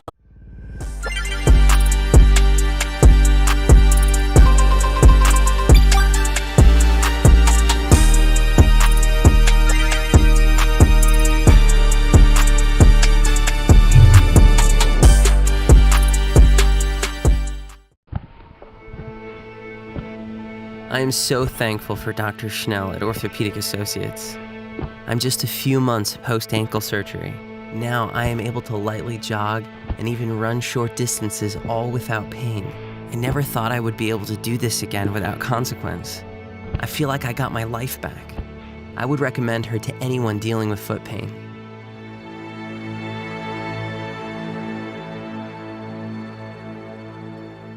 Welcome to Legacy Cannabis, your local experts for all your cannabis needs. Legacy has the largest selection of edibles, beverages, seeds, local pipes. Also learn to grow classes to start your own cannabis plants. Legacy Cannabis. Summer's just around the corner. Hold fast. We got you covered. Earth Rider Beer. Gather responsibly. There's plenty of room for your whole crew at Boulder Tap House. We've got big screens everywhere, so you won't miss a minute of the game. You're gonna love our beastly Bloody Marys, massive cheese curds, and bodacious burgers, like the incredible Boulder Tap Epic Burger. Top it all off with our wonderfully crisp, icy cold craft beer. Go ahead and duck out of work a little early and relax on our patio while you and your besties enjoy your choice of weekday lunch specials. Exclusively available at Boulder Tap House.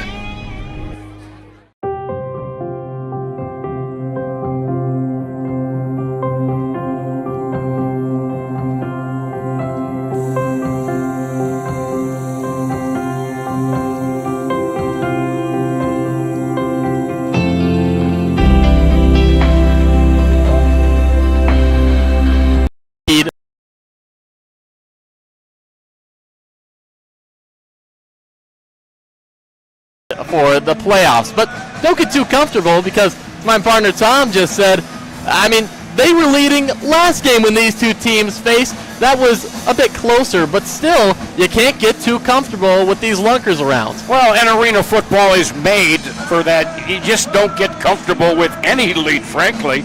However, they led 31-26. They scored at the very end of the second quarter, and then came the third quarter from Hades. Worst third quarter probably I'd seen them play in a year and a half, and they wound up losing, 62-45. They're getting a little retribution so far, but there's still 30 minutes to play in this game. They've got to hold strong with that run defense. The offense for Ozarks has been a staple. They lead the league in rushing yards and total yards as well. Total yards haven't been coming in bunches so far today, but it's not the only game right now that's taking place in the Arena League. Also, Iowa's on the road at Hot Springs. They're at halftime as well, and the Wise Guys are winning 19-6. That's a team both of these teams are rooting against. They both need Iowa to win if, in the unfortunate case that they would lose. Duluth, if they lose, of course, if they win, they're going to get the number 1 seed. If Duluth loses and Hot Springs wins, that means they get moved down to the number 3 seed. If Iowa wins, they stay at number 2. For Ozarks, if Hot Springs wins, that means they slip down to the either 3 and even could slip down to the 4 slot based on point differential. And if they lose, Ozarks loses, and Iowa wins, then the Ozarks Lunkers would have the 3 spot. So, of course, that's all unfavorable to your win, and your in is the number 1 home seed advantage. But it's still something to look out for and makes you really realize you got to control your own destiny. Yeah, absolutely. Control your own destiny. You don't really want to scoreboard watch any other games and focus on the one at hand right now in Duluth. But certainly both teams are cheering for the Iowa Woo. They do have a little bit of a 13-point deficit, but that can be picked up like nothing here, especially in the Arena League. Hot Springs usually strong at home. That's where they are down in Arkansas tonight. So for Duluth, Tom, I'm going to ask you, what do they need to do? Keep stepping on the gas and not let up. Is there anything they need to change up? Anything they need to watch out on either side of the ball? Just keep being prolific? A lot depends on what Ozarks decides to come out and do in the third quarter. Of course, now the Harbor Monsters will have the ball to begin the quarter, but a lot depends. All right, they put a lot of pressure on Kolka. He really struggled, in my opinion, compared to the time I've seen him. And the other thing is, the pressure was so quick on him, I think it forced him to pull the trigger early on some passing routes. Then they decided to go to Mackey, and who wouldn't? Question is now, Mackey durable enough? Are they going to, the Harbor Monsters are going to have to find a way to bring him down, because breaks a tackle, breaks 2 tackles, and in this game on a 50-yard field, he could be gone before you know it. and get them right back in this game. So that's what I'm looking at the Harbor Monster defense having to continue to do what they've been doing, making some adjustments. And for the Harbor Monsters, offensively, I think this has been one of their better offensive games in a while. And Javante Johnson, especially that one pass, touchdown pass in the corner to Couch, that was an absolute bullet. You know, everybody talks, and Kolka can throw that ball hard too. But Javante showed me something with that pass as well. Well, Kolka hasn't done it today. Johnson has had a good first half so far. And on Mackey's durability, he has over 120 carries on the year. That's over 40, what the next closest is. So he's been proving durable throughout the season. I got to ask you, I mean, they've been involving Jamal Couch a lot. 3 total touchdowns for him. Time to look at another receiver, maybe Dan Williams, get some touches? Or are you sticking with feeding the guy who's been feeding y'all game, Jamal Couch? Well, I think the biggest story is all gas, no brakes for the offense. It doesn't hurt to feed the hot hand, but that's the nice thing about this Duluth offense. You got Dan Williams and, of course, KJ Felder. We saw him take that one little toss play for a just untouched 35-yard touchdown, but it's got to be, you can just pick your poison if you can feed Jamal Couch, but don't forget about Marcus Sessoms and Ladarian McAllister as well. Marcus Sessoms, that was your unsung hero, Tom. What type of impact does he have? I mean, I know they hit him pretty much every 2-point conversion, 1-point conversion. They're looking at him, but he's a reliable tight end. Well, the reason is everybody pays attention to Couch and Williams. They draw the attention. And then here is Sessoms, who I've kind of called, with my baseball background, he's kind of a utility infielder. He even played center, even in that game against the Ozarks. He's just not something that everybody points to. Well, you got to stop Williams, you got to stop Couch, you got to stop Javante Johnson, you got to stop Felder. Now you got to stop Sessoms, and that is a big reason for the success tonight. And he's just, I called him my unsung hero in the game against Eau Claire, and it wound up on his Facebook page. So I'm happy because I think he's a dependable player. So I mean, I guess that tells you if you want to. Tom just wants to set it up on some Facebook pages. So if you let him know you're going to post him, he'll shout you out. Hey, the old guy will take any publicity he can get.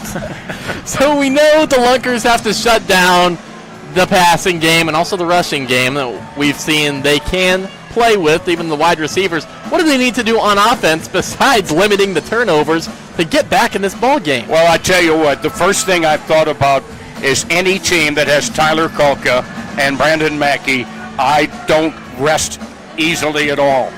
They have the tools to get back in this game quickly. It won't take them long. You need, instead of all the short passes, I think Kolka only attempted one deep pass in the first half, but he can hit those. And then you got Mackey, as I mentioned, he breaks tackles. With those two weapons, not too many leads are safe, and I say that as a compliment to those two players.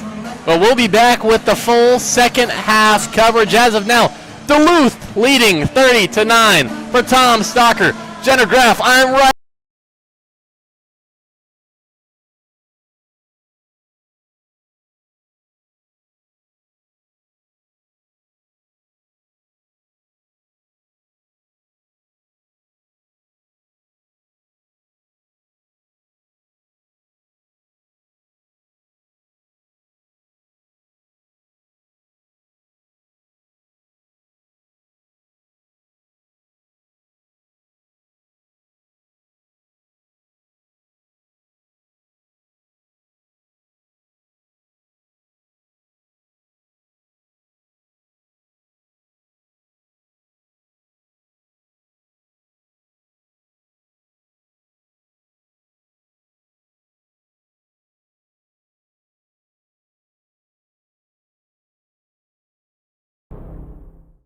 Your swing is one of a kind. Shouldn't your clubs be too? At Griff's Golf, we craft the ultimate golf experience through custom fittings. Our expert fitters use the latest technology to analyze every aspect of your swing. With brands such as Callaway, Ping, and Titleist, we carry over 100,000 combinations to help unlock your true potential. From shaft dynamics to head design, we create clubs uniquely tailored to you. Stop guessing and start crushing with equipment as exceptional as your game. Bring your Ozarks Lunkers ticket for 10% off a full bag fitting.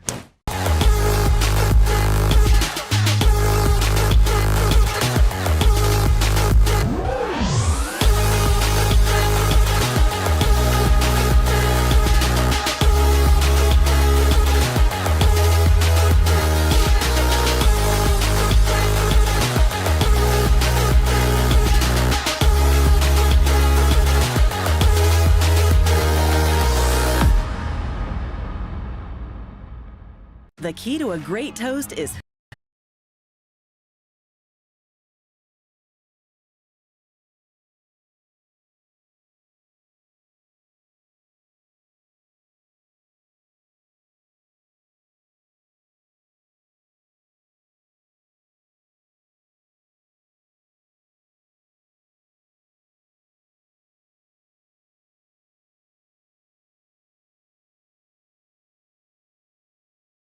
in Duluth, Minnesota. The score, Harbor Monsters on top, scoring 23 unanswered points after the Lunkers had cut the Harbor Monsters lead to 7-6. Monsters will get the football to open up the third quarter and leading by the score of 30-6. But again, when you're facing a team that has Tyler Kulka and Brandon Mackey, you don't get too comfortable. And so that's probably the number one thing, because one broken tackle with Mackey, and he's gone. One missed assignment on your secondary, and Kulka can make you pay. So this one is far from over, even though it's a 24-point game as we begin this third quarter. Great crowd on hand tonight for the folks here in Duluth. And we thank all our radio listeners in the Twin Ports, as well as all those on television in the Twin Ports, and, of course, on Fan Club. Hey, don't forget, get the Fan Club. Hey, there's still going to be playoffs. Get your Fan Club app at FANCLB. Look up that. You can get it on either your Android or your iPhone, and you can get up-to-date stats, the standings, and you'll be able to find out just how the playoffs will stack up when we get ready for next week, 1 week from tonight. And the Harbor Monsters certainly hoping that this lead holds up, and we'll be back here again next week. But going to be interesting to see what the Lunkers do offensively when they get that first drive. Yeah, I think it's going to be, we saw a lot of it in the first game way back in week 6. It was a lot of quick diamond, just dump right over the middle or in the flats, let your athletes make plays, because Kulka, he hasn't had a lot of availability for the downfield ball, and so far he's resulted in 2 interceptions when he's tried to go downfield, and he's had another incompletion with a miscommunication to his receiver as well. So maybe just some little crossers over the middle, let your athletes make a play, because you got lots of them on that roster, whether it's Matt Rush or even Ray J. Johnson-Sanders as well. So to begin the third quarter, Harbor Monsters will be going from our right to left for our radio listeners.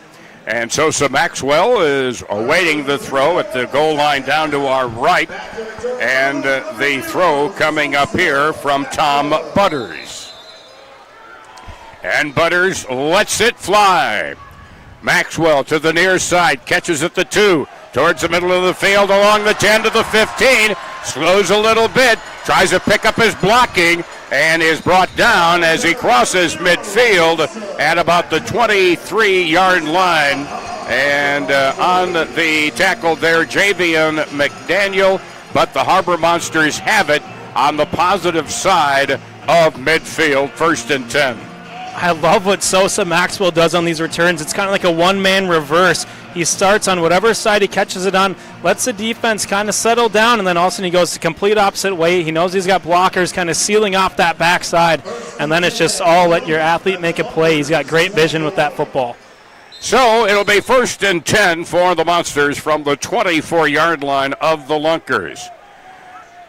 Snap, quick throw near side to KJ, and he's tackled immediately on the play by Jadarius Bird. Bird got him immediately, and that's when you've got to get Felder before he really gets that first or second step. Yeah, it was a fantastic play right there by Bird. Swooped underneath the would-be blocker and Jamal Couch. Low man wins right there, and a big TFL to start things off. 2nd and 13 now from the 23-yard line, now in their territory. 3 wide receivers near side. Javante throwing for Couch. Overthrows him into the far corner. Running a corner route to the far turn of the boards in the end zone down to our left. It was covered on the play there by Jadarius Bird. Yeah, it was just a pressure applied right there. We saw Gabe Smith, the interior defensive lineman for the Lunkers, getting good pressure there on Travis Whitlock. And then Javante had to get rid of that one rather quickly than he'd like.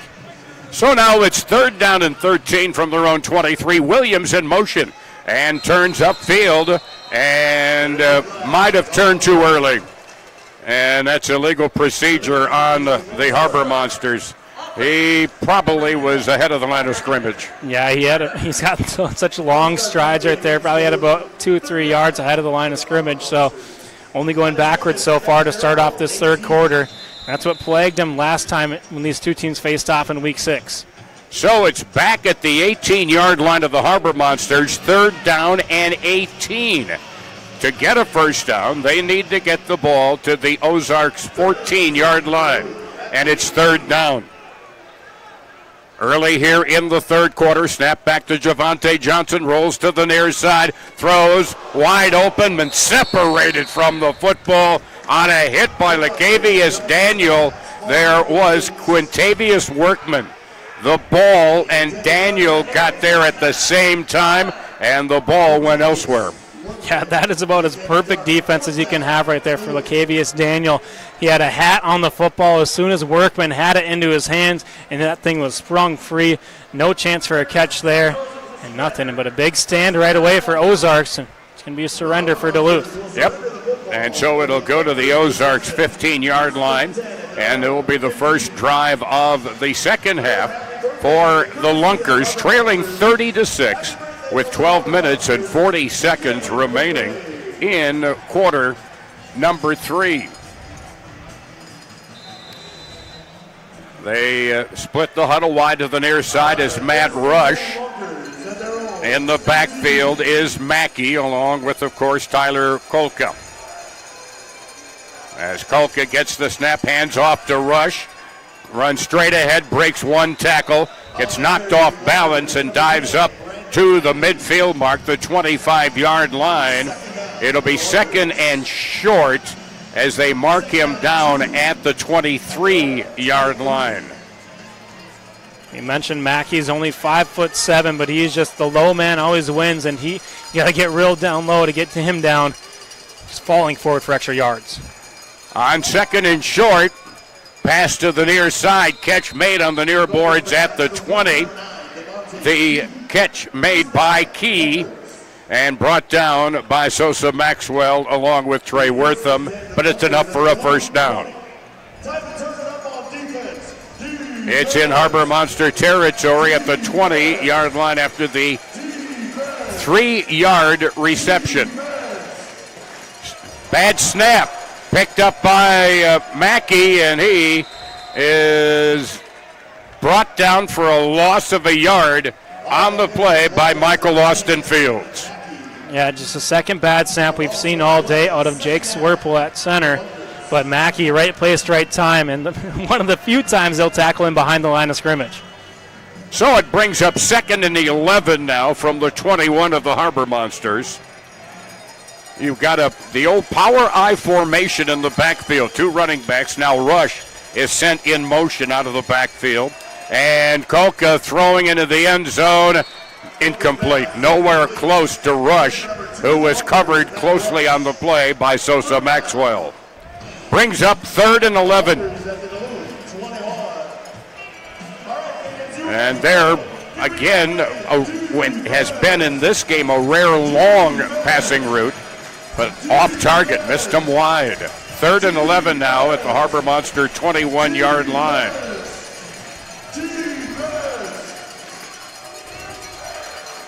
Wide out to the near side, in the slot, near side rush. Snap to Kolka, flush out of the pocket, far side, and throws it into the balcony. It deflected up in the balcony. There is a nice souvenir from Benna Ford. And it's going to go to a youngster, and that's the way it's supposed to be.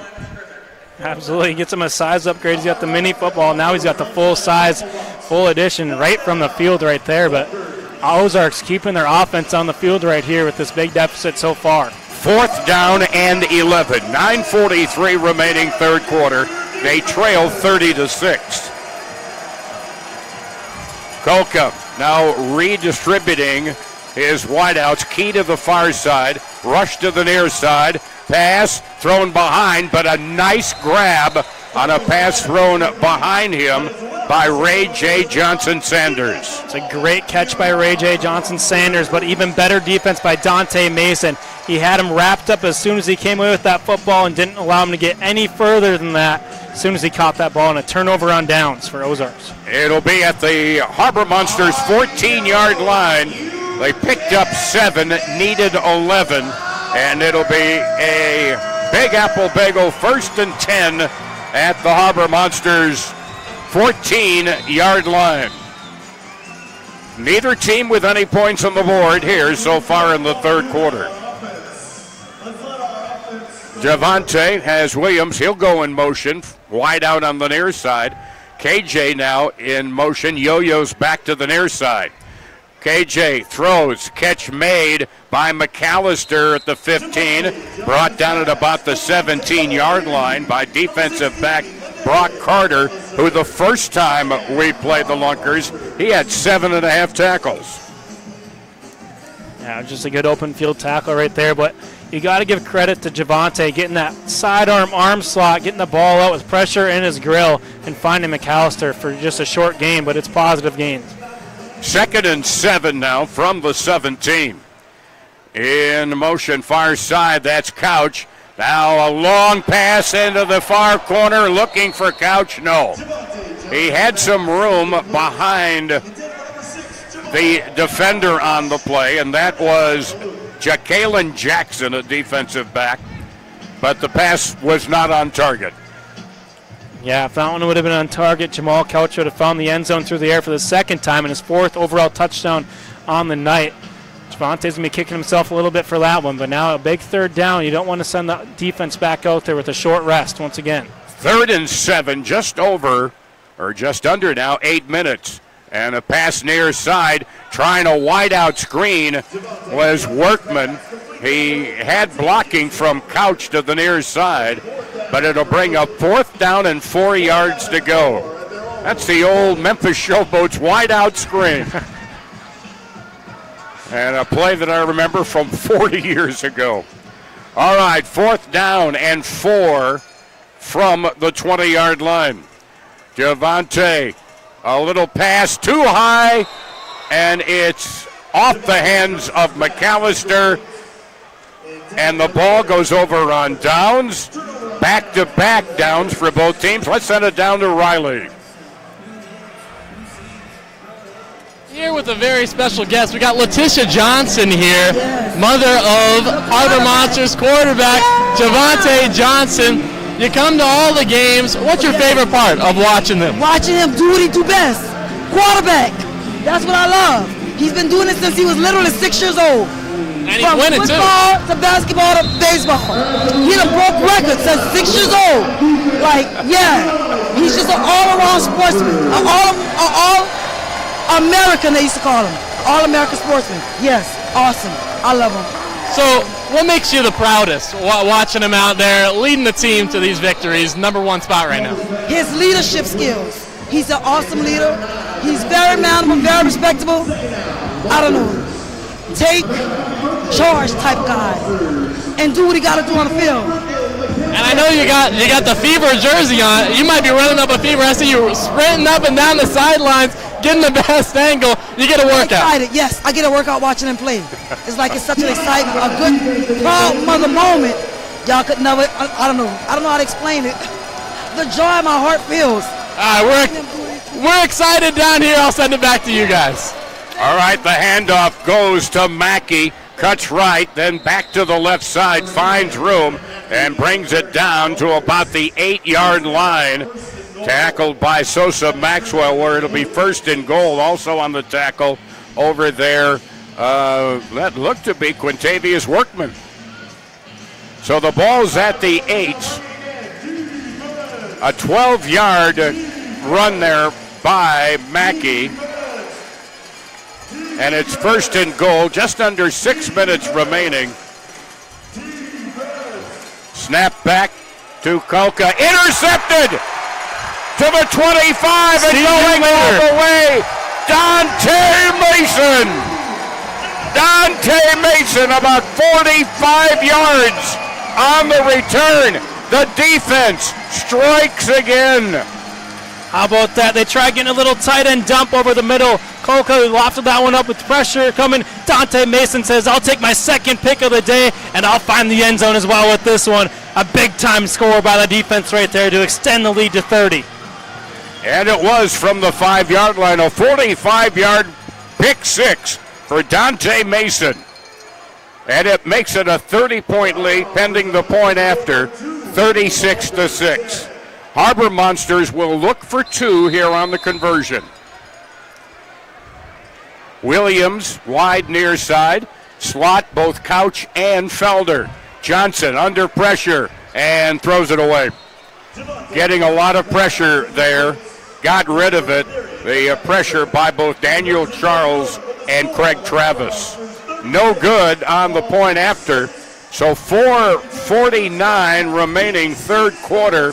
And so neither offense has yet to score in the quarter. No, but we mentioned it in the first half and in the pregame. Coach Tony O'Neill loves it as defense picks up points for his offense. They don't always put up the most offensively, but that defense, whenever they can score, that's just a huge rest for the offense and a huge play right there for Dante Mason when it seemed like the Lunkers were on the front doorstep. Well, that's the Harbor Monsters with a chance to go 6-2, an offense that's 5th in the league in total offense. So numbers do lie every so often, but also that defense overall 3rd best in the league. Numbers do lie, but defense do win championships. Yes. And that's why there's one hanging right here in Duluth and trying to get number 2 in the first 2 seasons of the Arena League. So the throw-off coming up. Couch will throw it from the end zone. There you take a look at Jamal. Left-hander, by the way. Caught at the 5. To the middle, to the 10, slanting near side to the 15. Brought down across the 20-yard line is Key. Tackled on the play by Lavelle Spruce. And shaken up on the play is Brandon Mallory. And we have an Orthopedic Associates injury timeout.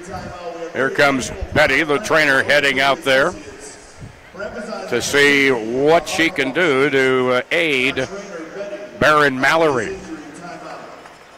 By the way, the drive will begin at the Lunkers' 21-yard line.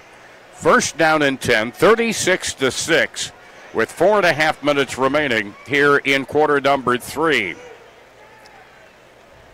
So, all right. Getting up there is Baron Mallory, but Riley, let's send it down to you, bud. Dante Mason just recorded his 2nd interception of the game, and that last one was for a touchdown. Those defensive touchdowns have been so huge this season for Duluth. The numbers otherwise, they're about middle of the pack, 3rd in points allowed, 3rd in yards allowed, and that goes much the same down the list, but defensive and special teams touchdowns, that's been a clear and cut number 1. 7 so far on the season, and when they do it, they usually win. An emphasis on those takeaways, guys. And it looks like a timeout may have been called by the Lunkers, I think. And the injured player, by the way, was Baron Mallory, number 21, and there he is walking along the far boards there, not getting to the bench quite yet. Taking his place out there now is Quintavious Workman. from the 21 of the Lunkers. No timeout was called. It is first down and 10. Mad rush in motion, wide out near side. Snap back to Kolka. Pass near side. Getting put into the boards. There is Tom Butters. His first catch of the night, the tight end. Tackled by Dante Mason. Butters with the first catch for him tonight. As he gets it up to the 25-yard line, it'll be second down and 6. In motion now is Rush, far side to near side, giving him 3 wideouts near side. Pass caught and brought down, trying to circle inside at the 15-yard line of the Harbor Monsters. And that catch made by Ray J. Johnson-Sanders. And this is what we saw game 1 when these two teams faced off in week 6. Kind of these medium to intermediate routes for this Lunkers offense. They've had a much more rhythm when they've found that. We're going to have a quick stoppage here. Yeah, 10-yard catch after the run and catch after it by Sanders. So the ball is at the Harbor Monsters 15, where it's first down and 10 with 3 minutes to go in the third quarter. Kolka, play action fake on the handoff. Now throws it over to Mackey on the near side. Mackey dancing back and forth, breaks a tackle down to the 5, and he's into the end zone. Quintessential Brandon Mackey. Mark that video, because that is exactly, watch this. Just a patience right here. You can't draw a target on him. And a player is down, and that is Michael Austin Fields. We have an injury, timeout. Mackey takes it in 15 yards on the run after the lateral to the near side. And I mean, it's just a combo of speed, power, and patience. Kind of remind me of prime Le'Veon Bell right there by Brandon Mackey, but he's making a name for himself tonight and throughout this entire season. And so they are the first offense to score in the third quarter. Makes it a 24-point game, and the Lunkers will eventually go for the 2-point conversion. I mean, just mark that video. Send it to the league office. Send it to the Football Hall of Fame for that matter. That was just unbelievable. Seems like OTAs are starting for the NFL. Maybe send that one to the biggest league possible. Mackey just a shifty back. But that's the first score for Ozarks since 2:23 to go in the first quarter. Wow. Or at Duluth either. And for Mackey, he came in with 19 rushing touchdowns on the year. Also had 8 receiving. Came in with 27 total offensive touchdowns. That's opposed to a kickoff, a throw-off return. The Lunkers will go for 2. They're going for 2, the Lunkers are, from the 10-yard line. Kolka has Mackey to his right. Wide to the near side is Rush. Wide to the far side is Bryant. Now Rush circles around in motion to the far side. There's the throw, and it is broken up. Great coverage in front of the intended receiver by Trey Wortham. He just got in front and knocked it down incomplete on the pass intended for Johnson-Sanders. Yeah, Ray J. Johnson-Sanders had to turn to the defensive back right there. As Trey Wortham undercut that route, if he had that ball in his hands, he would have been gone for 6, or for 2, since it was on the 2-point try. It was nothing but green grass ahead of him right there. So 2 minutes, 17 seconds to go here in the third quarter. And the Harbor Monsters will get the football back, the lead. Each team now with the score in this third quarter. So the lead is at 24 points, 36-12. Sosa Maxwell waiting at the goal line for the throw. Down to our right, the throw from Tom Butters. Hurricanes, or I should say the Harbor Monsters, they both begin with an H, waiting at midfield. Oh my. And that throw is out of here. Could use a baseball call on that, and that means the ball will go to midfield. Yeah, you can see the 24 in the top right of your screen right there as we pan out. That ball had no chance of making it into the field of play right there. My, oh my. That made it to the balcony, didn't it there? Yeah, that was second deck at least. Almost made it to Bob Uber's side seat. First and 10, Harbor Monsters at midfield. So the out of play throw off, and the Monsters have it from the 25-yard line. Just over 2 minutes remaining in the third quarter here at the deck. 36-12 Duluth.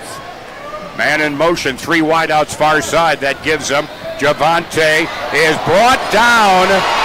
Throws, completes it to Kevin Felder, and Felder takes it in for the touchdown. I thought for a moment that Johnson was horse-collared. I thought that was a horse collar. No penalty marker was thrown, but he got the pass to Felder, and Felder makes it in, getting in past Daniel Charles. And how about that? Another one-play drive for the offense. What a play there by Javante Johnson. Seemed like he was dead in the water, as you can see in the replay. Certainly a horse collar tackle, no laundry in the field. Gets it to the elusive KJ Felder and takes it in for the 25-yard score. Wow. That's strength there by Javante Johnson, who gets the snap, looking for the 2-point conversion, and he loops it out of play. And a Ford souvenir for a lucky fan here this evening. A 2-point try, no good. 1:06 to go, third quarter, and the Harbor Monsters up by 30, 42-12. That's amazing.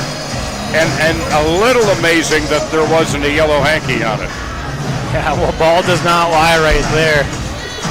What a play by Javante Johnson. Put that one on the highlight reel. So, now the Monsters will throw it back to the Lunkers.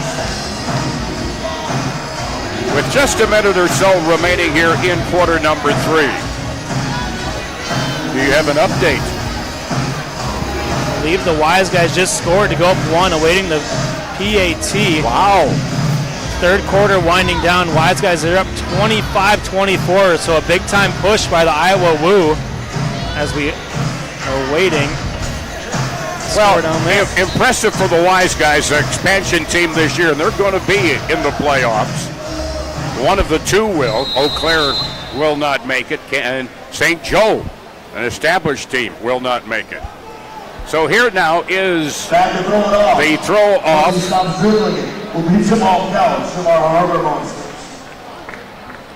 They need a new football, and they get one.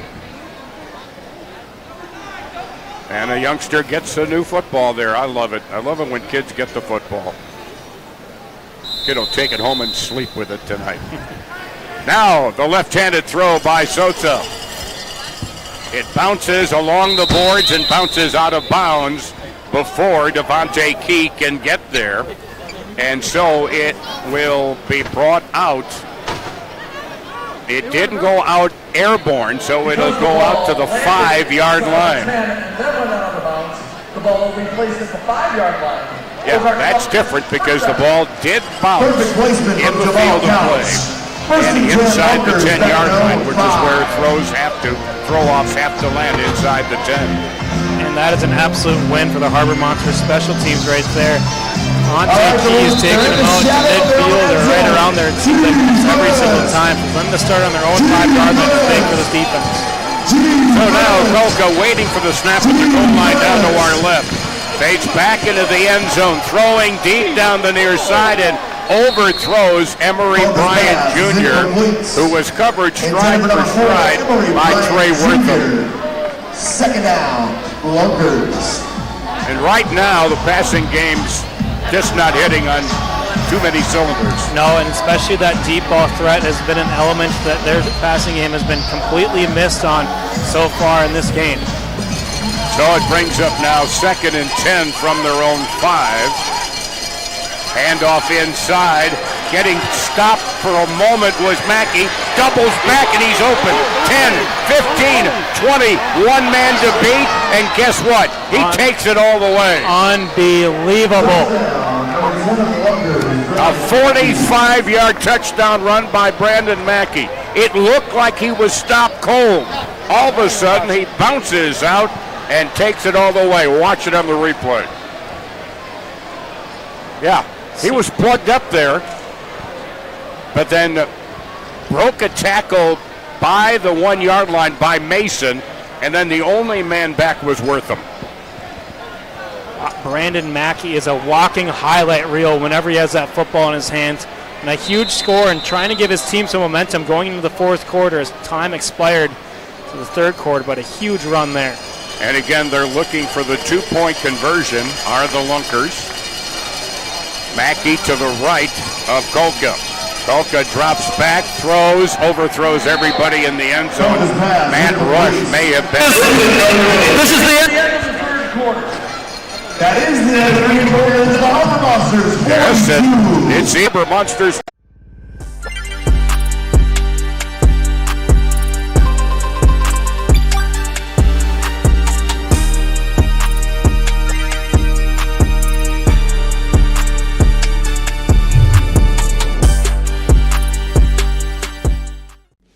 Looking for a career that moves you forward?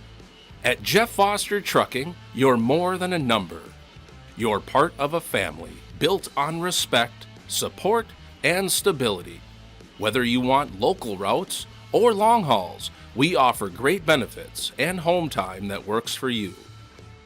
Apply today at jefffostertrucking.com and drive your career forward. When you're in a pinch and need a meal fast, turn to your local Super One Foods. Super One is proud to offer convenient, delicious grab-and-go food options that are sure to satisfy even the picky eater in your family. Stop by your neighborhood Super One Foods, serving you lower prices and better choices.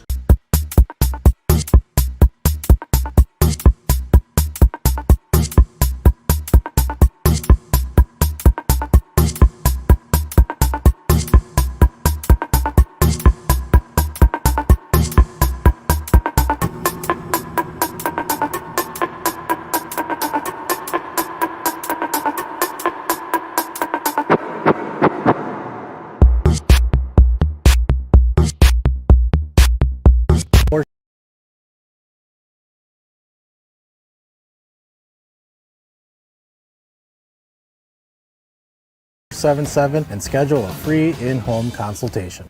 Welcome to Club 1 Under, the Twin Ports' premier destination for a fresh take on your neighborhood sports bar, fused with an exhilarating golf simulator experience. Powered by 5 full swing simulators, Club 1 Under can take you on a sport immersion adventure. From a premium golf experience to one of the many other activities, there's something for everyone. Looking to keep an edge on your golf buddies? Club 1 Under helps you keep that swing on par all year round. Club 1 Under has a full bar loaded with premium spirits, pizza, and additional food options within the fit. Well, we're heading to the 4th quarter. 42-18 Monsters, but putting on a show. Actually, both teams offensively, but what a show by Brandon Mackey. 3 touchdowns tonight. He had 4 the last time. 7 touchdowns now against the Harbor Monsters. Yeah, Mackey doing whatever he can to keep his team in this game right now. He got quite a hill to climb right now, trailing by 24 points going into the 4th quarter, but if you get the ball to Brandon Mackey, you better send your entire team to wrap him up and some, because he is one tough cookie to bring down. I thought they were having a golf event. Are those golf balls or wiffle balls? No, those are marshmallows. Oh, marshmallows! Sometimes my drives, I hit them like I hit a marshmallow. Because I was wondering, because that last one was kind of heading in our direction up here. A little bit of a 4 left. Jenner Graff, along with Riley Underwood, I'm Tom Stalker. Thanks for being with us this evening on My 9 and the Twin Ports, on Fan Club TV, on the Fan Club app, and on radio. on both 106.5 AM, or FM I should say, 560 AM, WEBC Duluth Superior. So, 15 minutes are on the clock, 42-18.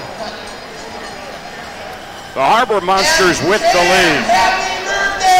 A 24-point lead.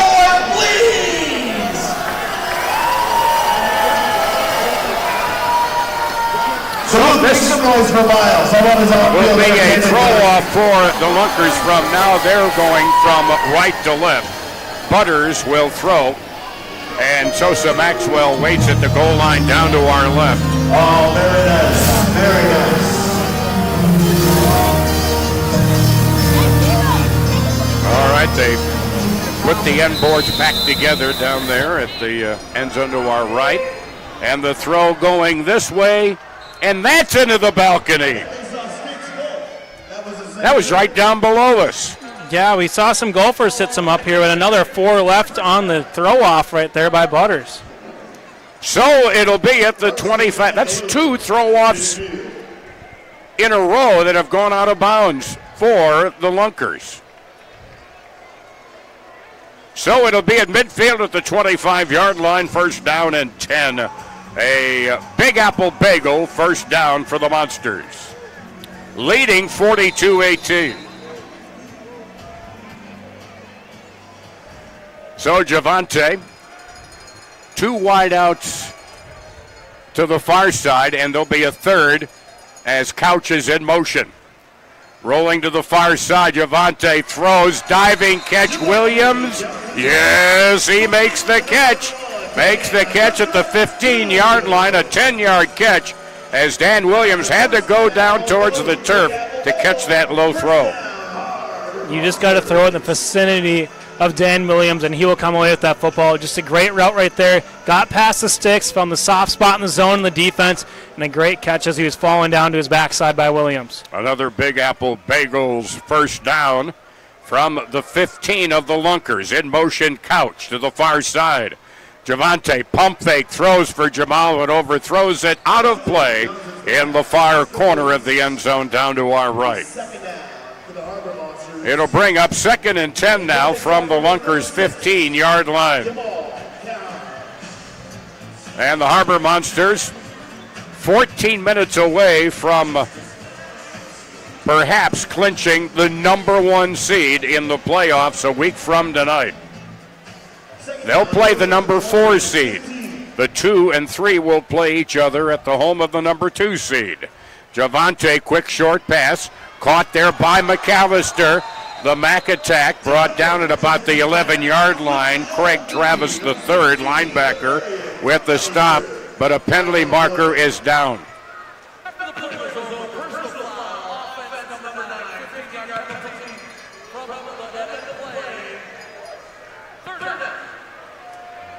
Personal foul against Duluth. Wow, personal foul called on Sessoms. And so it was a 2nd and 10 from the 15. It'll go back to the 25, and it'll be 3rd down. It'll be 3rd down and 20 yards to go. Ball back at the 25-yard line. In motion, Williams, far side. Snap goes back to Johnson. He's in the grass, but throws, and it's picked off. Diving pickoff by Kalen Jackson.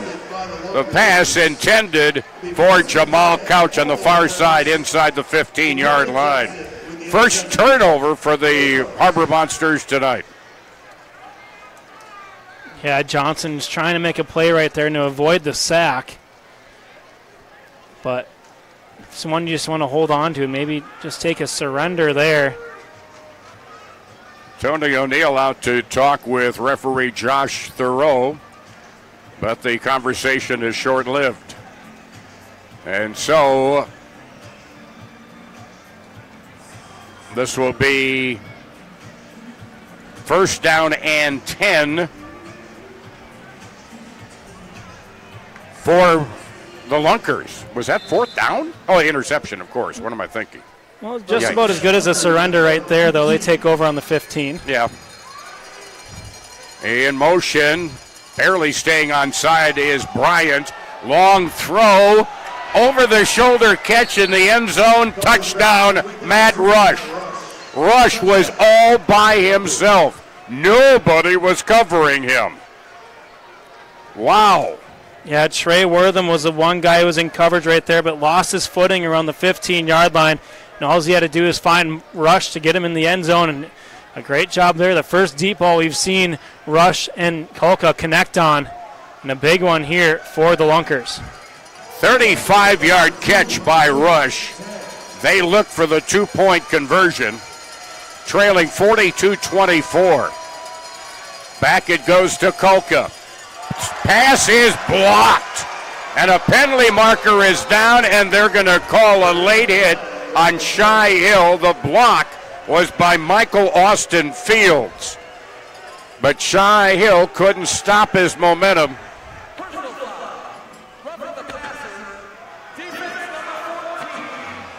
Yeah.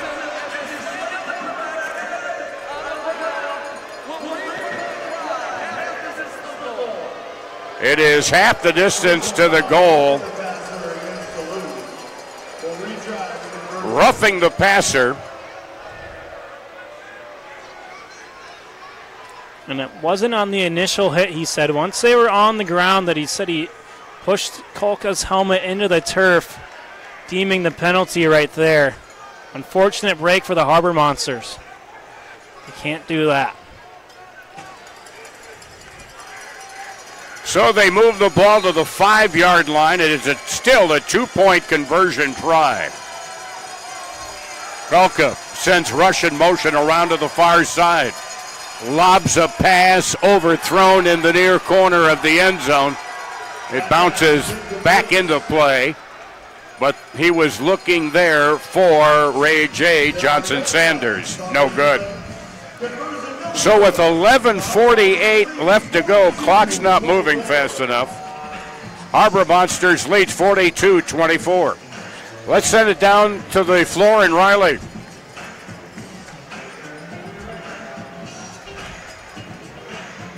No one's ever happy with the referees. In my pregame interview with Coach Tony O'Neill for Duluth, he said, well, I think this one's going to be better because last time we played, it was 7-on-11, referencing the zebras in the white and black.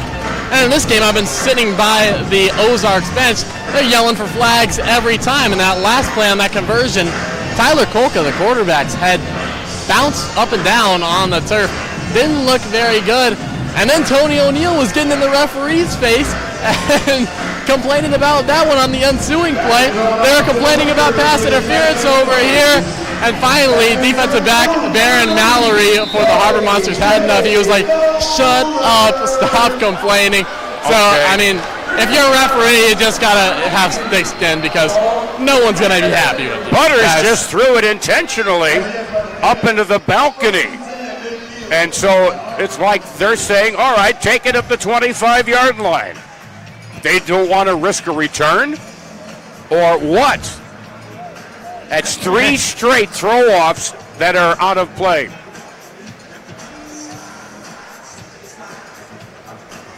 So it'll be 1st and 10 at the 25-yard line. Wow. And the Harbor Monsters, looks like they want to call a timeout. And right there, Travis Whitlock talking with referee Josh Thoreau. Whitlock signaled for the timeout. He did. He wanted a new football. As they get one. They were pumping up a bunch of them before the game this evening. Another Benna Ford football. So it's at the 25. Again, a 3rd straight throw out of bounds for the Lunkers. And quick throw. Felder to the 15. Brought down into the boards from behind by Brock Carter. Catch by Felder. and they give him progress to the 14-yard line. It's an 11-yard reception. And it's another Big Apple Bagel first down. 1st and 10 from the Lunker 14-yard line with 11 minutes, and the clock is running, if they say, as NASA. Actually, the astronauts say it. All right. Whitlock with the snap back to Javante. Quick pitch to Felder, who gets tripped up immediately. Tripped up immediately by Jadarius Bird for a very short gain. In fact, no gain at all. It'll be 2nd and 10 from the 14-yard line. Yeah, we've seen that happen the second time now. Bird, you got to get a block on him because he's flying like an eagle off that edge right there. That could be a pretty good song. 2nd down now, and about 12 back at the 16. Throw, diving catch by Felder, no good. Covered by Lacavius Daniel.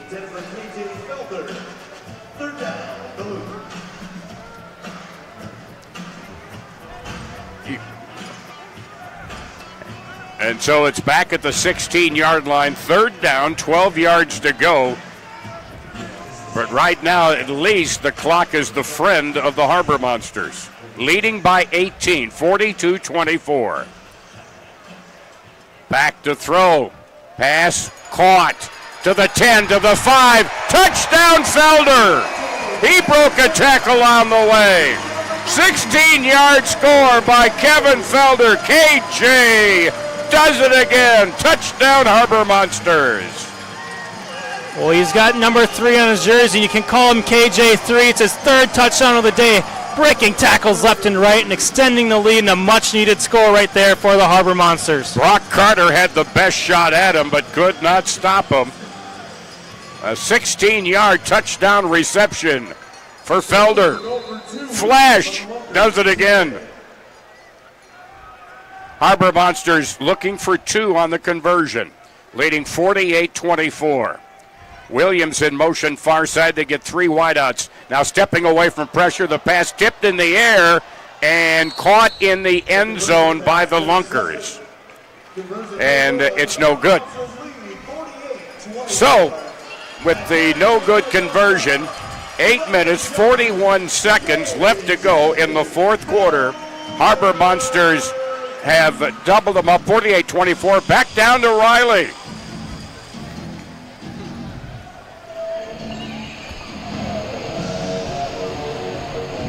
Go ahead, Riley. After Brandon Mackey's 3rd rushing touchdown of the day, Duluth head coach Tony O'Neill came over to the Ozarks bench and said, yeah, that guy's good. I'm not going to lie to you. Brandon Mackey's the MVP frontrunner right now. 3 months ago, he didn't know the league existed. He was sitting in his biomechanics class at Kentucky Wesleyan when his agent called him.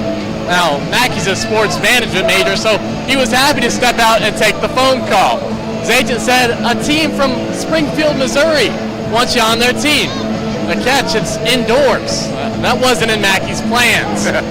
Now, he had tried out for the BC Lions of the Canadian Football League. He never got a call back. Being listed at a generous 5'7" didn't help his case. But so far, Mackey has proved himself as a rookie in the Arena League. He has over 600 rushing yards so far. The next closest running back, Jeff Mack from Iowa, he has 191. Brandon Mackey, a true, good, one of the best players the Arena League has seen this season. I tell you, Ronnie, the fact that he was in his biomechanics class impresses me even more. My goodness. By the way, the throw-off did not reach the 10-yard line, so the Lunkers will take it over at the 25-yard line, trailing a 2-1 margin, 48-24.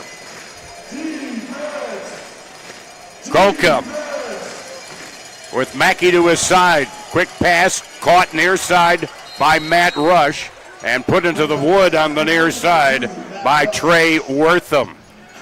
A pickup of 5 and it'll be 2nd down and 5 from the Harbor Monster 20-yard line. 8 minutes remaining in the 4th quarter. Lunkers with the I formation, 2 wideouts to the near side. Hand off to the tailback, guess who? And he is wrapped up, he fumbles the football, is recovered by Dante Mason. Wow, he's human. He is. It's the first time we've seen him show a glimpse, hoping he's down by contact, but he ran into his own blocker right there. And it was Lavelle Spruce who sprung that ball free, and Johnny on the spot is Dante Mason with his 3rd takeaway of the game.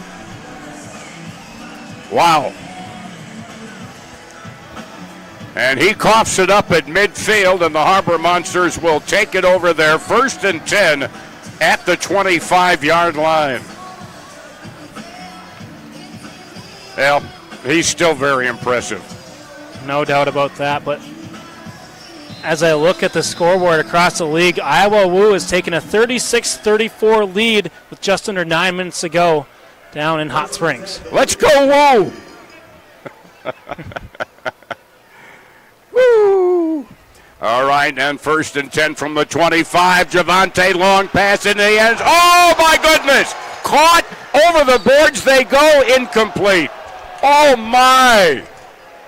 All of a sudden, Dan Williams disappears from sight along with the Lunker defender.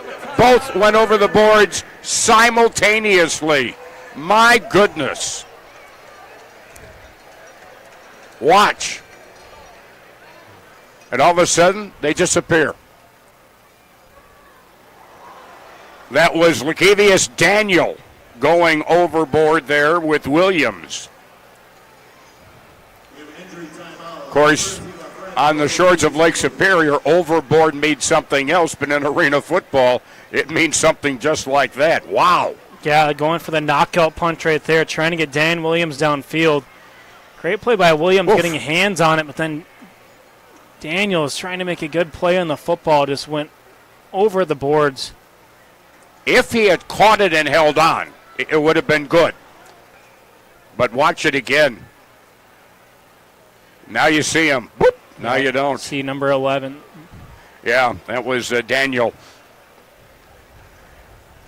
So it'll be 2nd and 10 at the 25 once we resume, but we definitely have an Orthopedic Associates injury timeout, and that may be on Daniel because there are more Lunkers over there, and they're checking things out as they look at Daniel, Lakevius Daniel. Play stop with 7:09 remaining.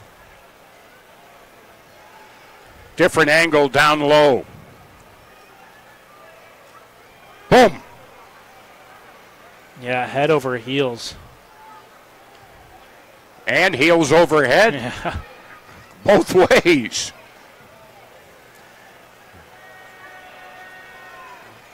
Well, we haven't seen any activity, and they're still looking at whoever it is still on the deck. And I'm talking about the DECK, not the DECC. Or I guess they are on the deck at the deck, for that matter. But hopefully Williams is okay, and along with Daniel, Lakevius Daniel, as the crowd has kind of hushed. And that's the action you'll see in arena football.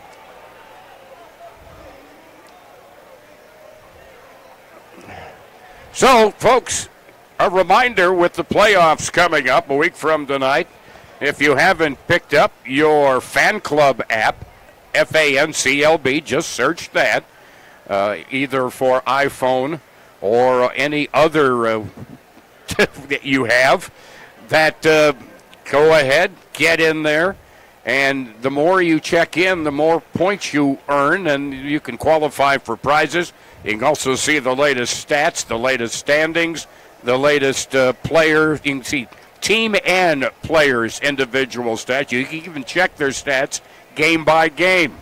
That's all the stuff you can do with Fan Club, FANCLB, and check it out at your app store, whichever system you use. And folks looking on here, but get them on the big screen and they come to life. 36-34 Iowa. Okay. That's just amazing. The technology. You want to find out what's happening in the other game? Well, just go to the video live. And you can do that with Fan Club. That's what we got on right here in the booth. Yep, that's exactly what we're doing. As we continue, and all we can do, they're looking over the boards where that play happened. And I don't believe either one of the players has emerged. 7 minutes, 9 seconds remaining. Or did Williams get up?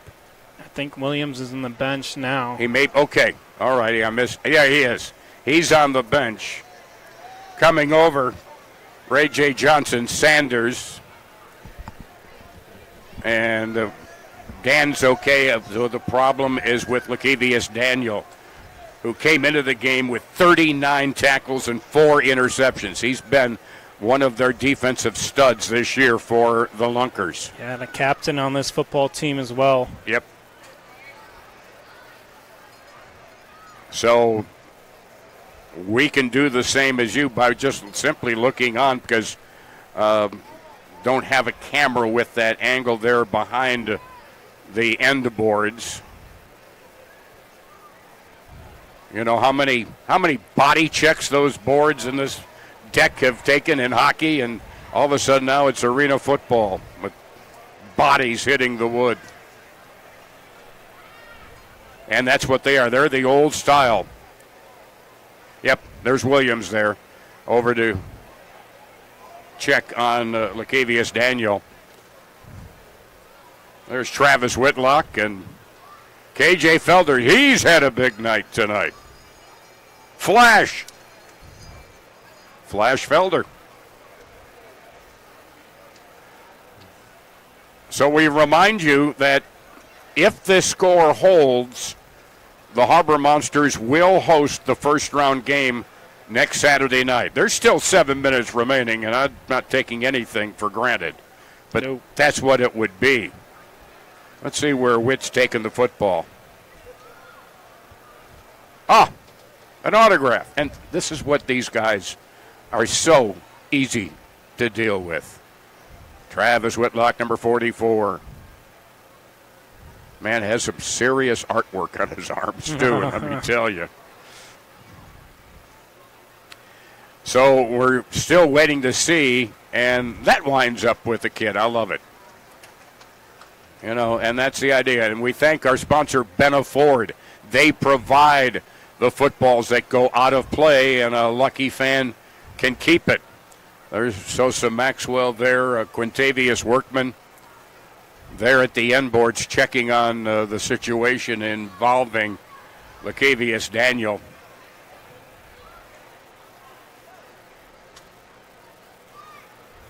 I know, but and now we're taking, I believe it's one of the first responders on and we do have an ambulance always standing by.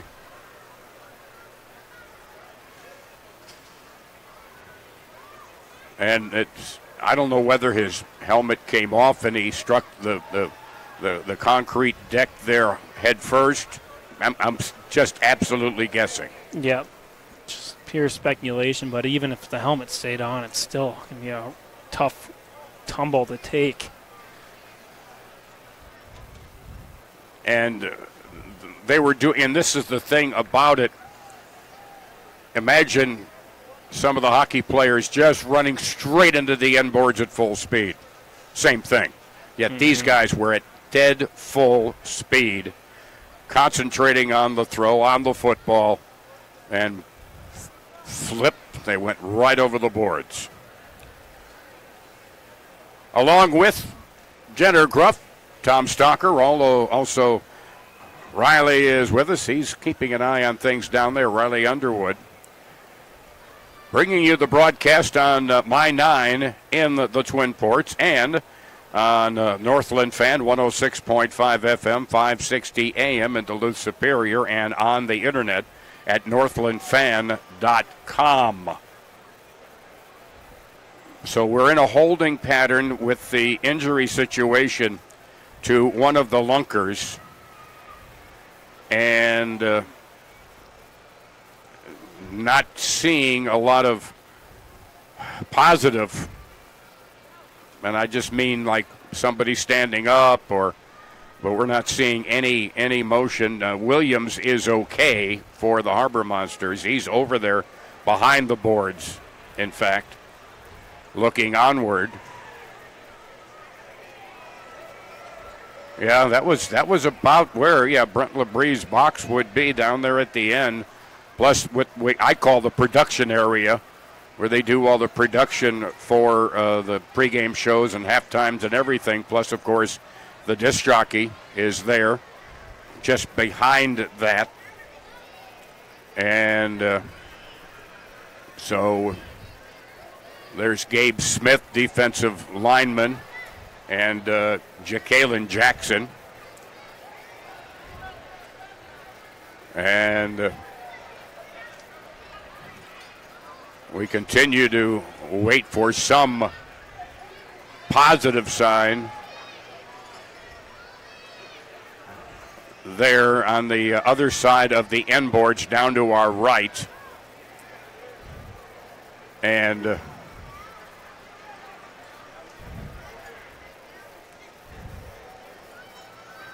that was a 2nd and 10 from the 25. No.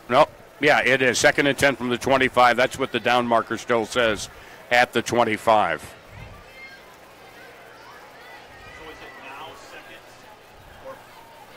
second? I don't know. I think so. I didn't mark down what the play was on 1st and 10. I think it was because the throw-off was out of bounds. Throw-off was out of bounds at the 25, 1st and 10. For the fumble.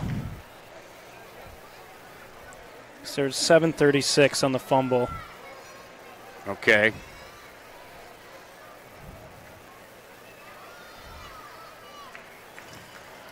Reason why our sky judge Scott Schemitz came over and looked for our help, and normally I do try to keep up with every play. And I got to think it was 2nd down because it happened so quickly that I would not have automatically gone down and said, okay, that's incomplete. Mm-hmm. So I believe it was on a 2nd down.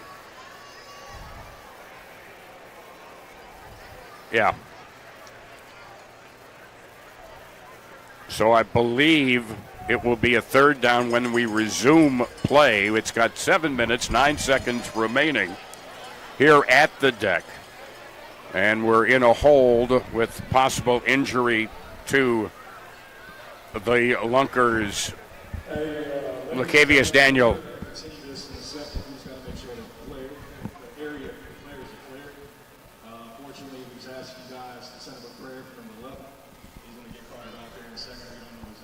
He's going to be taken, okay. He's going to be taken off on a stretcher. That's the first word that we have heard. Referee Josh Thoreau's over there as well. But, yeah, it's obviously a little more serious than we thought. And we wish the best for Lacavius. You don't want, these guys play hard. And injuries happen. Mm-hmm. But, you don't want anything serious. It kind of makes everything in a completely different light. Still 36-34. How much time left? 3:47. The Woo with the football. Well into Hot Springs territory. Okay. And that's in Hot Springs. Hot Springs coming into the game this evening in fourth place at 4-3. They've won 2 of their last 3. Iowa is 1-2 in their last 3. They're 4-3. Harbor Monsters staff, if you have a vehicle parked at door 6, please move it. We're going to take a look at the play once again and also see if we can catch a glimpse of the down marker as well. Oof. Wow.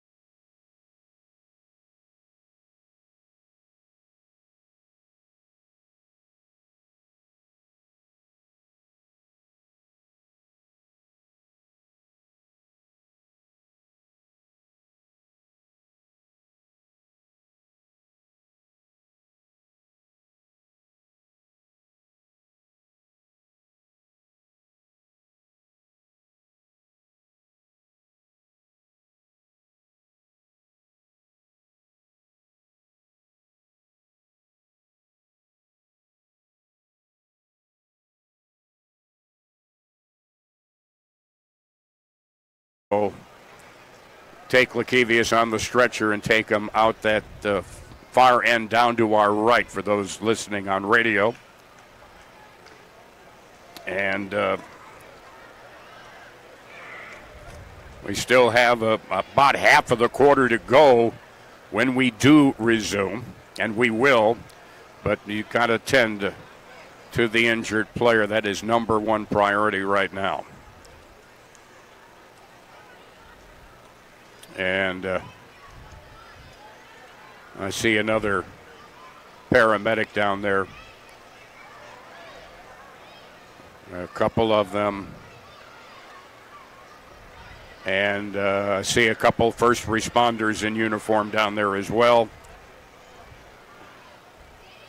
And looks like they may be ready. Of course, they got to make sure that Lakevius is strapped down good. You don't want to risk any further injury due to any movement. Probably is on a backboard. And probably a cervical collar around his neck as well. I'm just guessing. This is simply a former student trainer in college that I'm talking about it. So when we do come back, it'll be 3rd down and 10 from midfield for the Harbor Monsters. Make sure the ink dries as they get Mr. Whitlock's autograph. Make sure the ink dries. Oh, there you go. There is the Mac Attack, Ladarius McAllister.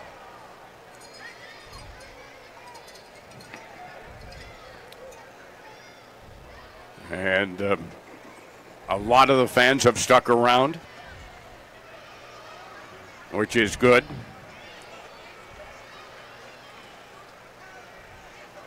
I'm just waiting for them to raise that stretcher upright so they can roll it off.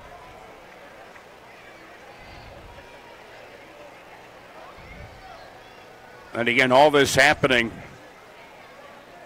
on a play that was 2nd down and 10 from midfield, a deep route, straight fly pattern down the middle, and the pass overthrown, but it was intended for Dan Williams, covered right behind by Lakevius Daniel, and they both went hard over the boards at the end boards down to our right in the end zone down there.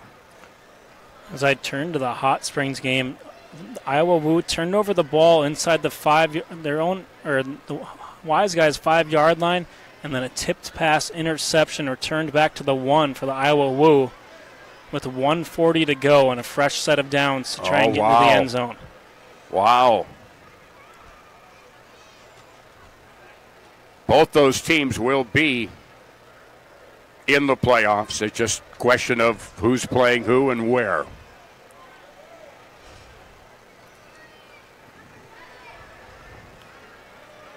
So a lot of the Harbor Monsters just kind of getting their legs loose right now, waiting for the medical attention for Lakevius Daniel.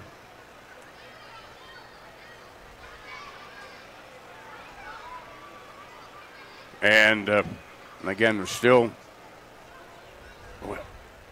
Well, now I see the backboard. I see that. And they're getting that down now. So there's still going to be some time in this process. The first responders working on the situation.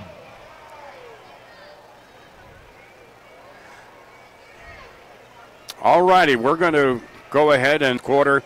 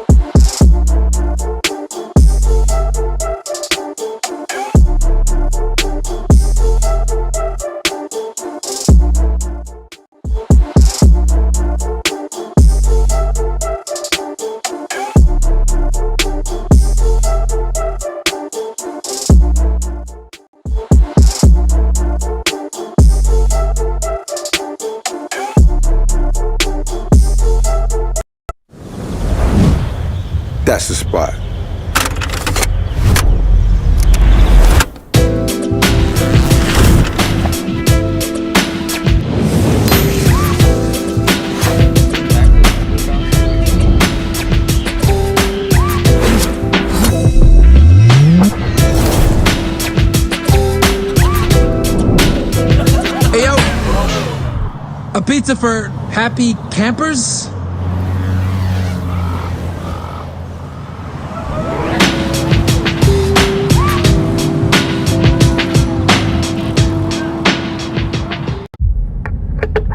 Jump Psychological Assessment in Progress. Subject 003, Jonathan J. Kabongo, 28, Tactical Fitness Trainer, Toronto, Ontario. Confirmed. What will follow is some simple word association. For example, I might say strength, and you might say Rest.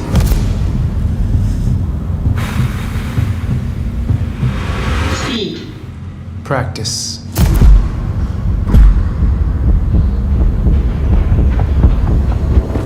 defeat.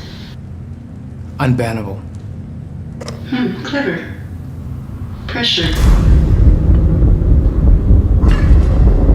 Peace. Greatness.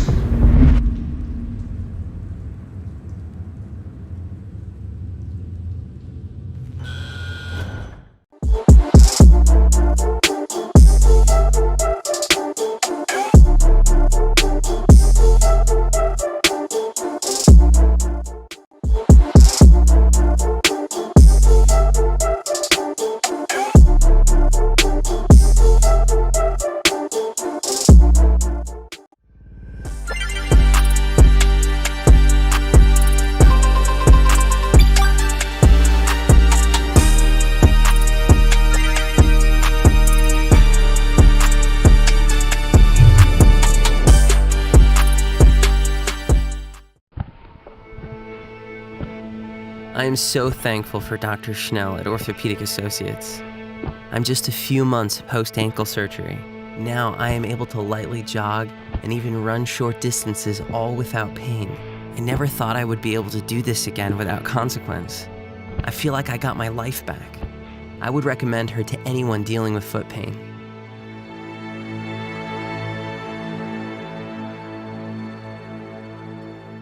Welcome to Legacy Cannabis, your local experts for all your cannabis needs. Legacy has the largest selection of edibles, beverages, seeds, local pipes. Also learn to grow classes to start your own cannabis plants. Legacy Cannabis. Summer's just around the corner. Hold fast. We got you covered. Earth Rider Beer. Gather responsibly. There's plenty of room for your whole crew at Boulder Tap House. We've got big screens everywhere, so you won't miss a minute of the game. You're gonna love our beastly Bloody Marys, massive cheese curds, and bodacious burgers, like the incredible Boulder Tap Epic Burger. Top it all off with our wonderfully crisp, icy cold craft beer.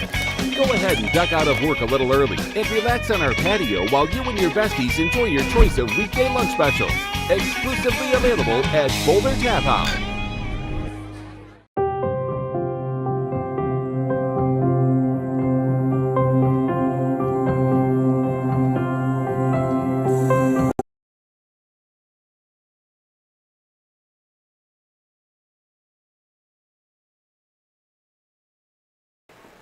The virtual onside kick rule.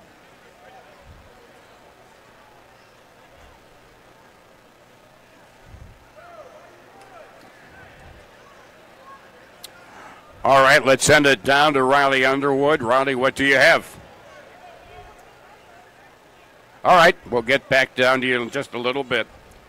As the ball at the 25-yard line, it'll be 3rd down and 10 for the Harbor Monsters. All right, ladies and gentlemen, play resumes here in the fourth quarter. Harbor Monsters 48, Lunkers 24. 3rd and 10 for Duluth at midfield. Javante Johnson back for the snap. Wide to the near side is Workman. Wide to the far side is Couch. In motion is Williams. Quick pass. Williams wide open. Catch at the 15. And is dragging 4 would-be tacklers. And finally they blow the play dead at about the 11-yard line for a pickup of 14 yards by Williams. And let's go down to Riley. It's a first down. Duluth at the Lunkers 11.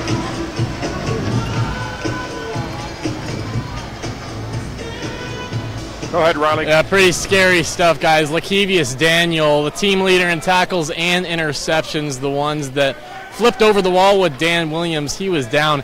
He started on his side, and then they flipped him over to his back. It was about 15 to 20 minutes before any authorities, police, or ambulance got there as a touchdown by Duluth and Marcus Sessoms. But Daniel, they took his shoes off, his socks off. He was moving his legs in clear pain. Once the paramedics got there, they took off his face mask and were eventually able to get him up onto the stretcher after about 30 minutes had passed since he initially went down. So a real long time just laying there on the ground. The general manager for the Lunkers, Stacy Wells, went along with him in the ambulance, the closest hospital just over a mile away. Yep. Scary stuff, guys. Our prayers are with Lakevius and his family. Without a doubt. Thank you, Ronnie, very much for that update.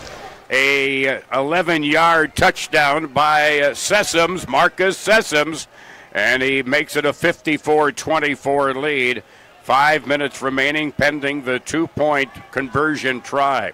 Williams in motion, doubles back, snap back to Javante. Javante throws, caught Williams for the 2-point conversion. Williams for the 2-pointer, and the score 56-24 with 4:57 remaining in the fourth quarter. So Sessoms strikes again on the 11-yard score, and he battled his way into the end zone. 56-24, 4:57 remaining, and the Lunkers will get the ball back. Yep, Williams right there, wide open. 42-40. Wise Guys trailing by 2. And the quarterback is sacked. I think that's Ambrose. The throw bounces out of bounds on the near side, and so it'll be at the 5-yard line for the Lunkers. 20 seconds remaining. Woo 42. Wise Guys 40. It'll be the fourth down conversion for the Wise Guys coming up. Yep, they get the ball at their own 5. It'll be 4th and 20. They have to get the ball to the 25 on one untimed play. From the 25 here, they made it to 25. They decided the throw did go completely out of bounds in the air. Snap back to Kolka. Pass complete, 20-yard line on the near boards to Matt Rush. Put into the boards by Trey Wortham. And down to the 19-yard line, a pickup of 6 on the reception by Rush. 2nd down and 4. Kolka gets rid of it quickly. Catch immediately hit at the 10-yard line on the near side. Devontae Key tackled there by Wortham of the Harbor Monsters. And it's enough for a first down for the Lunkers. 1st and 10 from the Harbor Monster 9-yard line. They picked up 10. They only needed 4. 3:51 remaining. Kolka, play action fake to Mackey, then throws to the near side, and the pass complete for the touchdown to Ray J. Johnson-Sanders. Touchdown pass from Kolka to Johnson-Sanders, a 9-yard touchdown. And it cuts the lead to 56-30, and they go for 2. Wide out near side. There'll be a wide out motion slot near side.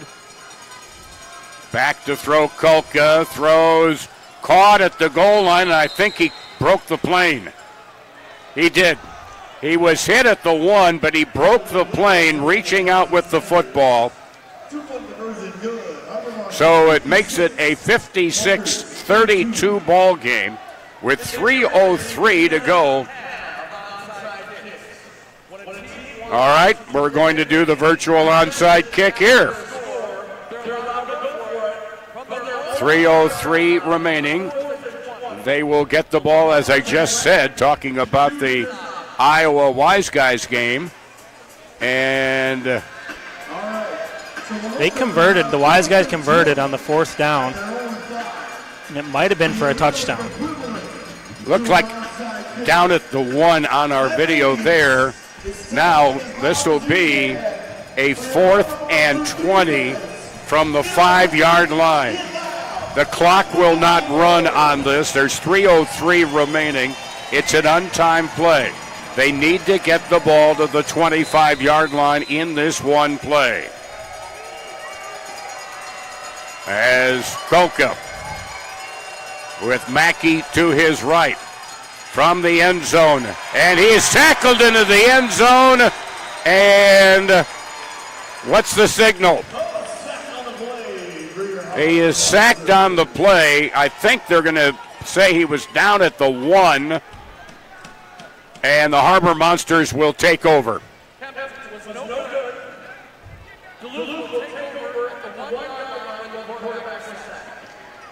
So it'll be 1st and goal. And it's about time to say, I believe, that this hunt is over. Put out the campfire. 1st and goal from the 1, and this will basically be the dagger. We're still keeping an eye on the Iowa Wise Guys game. 16 seconds, and it's 42-40 Iowa down in Hot Springs, Arkansas.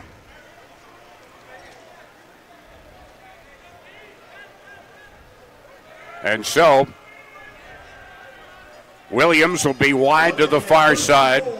McAllister is in the backfield, either side, along with Couch. Couch gets the handoff and heads to the far corner and scores.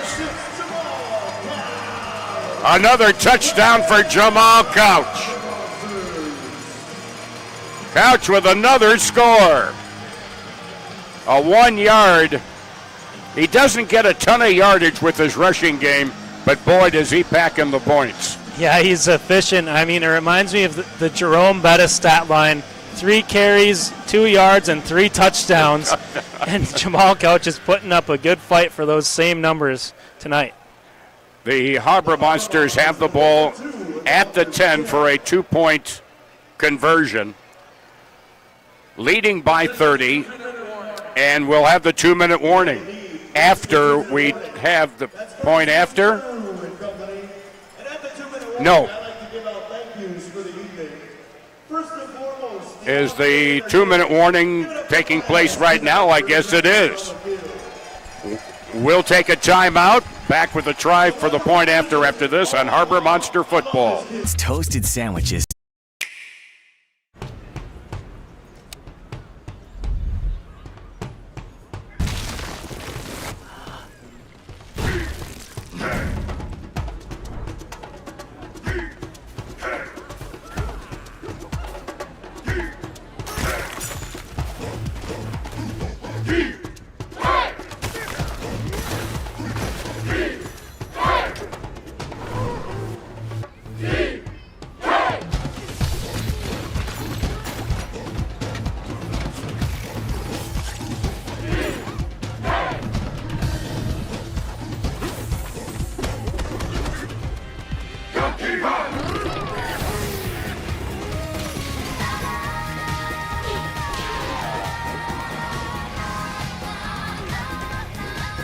Unleash your inner Kong in Donkey Kong Bonanza. Rated everyone 10 and up.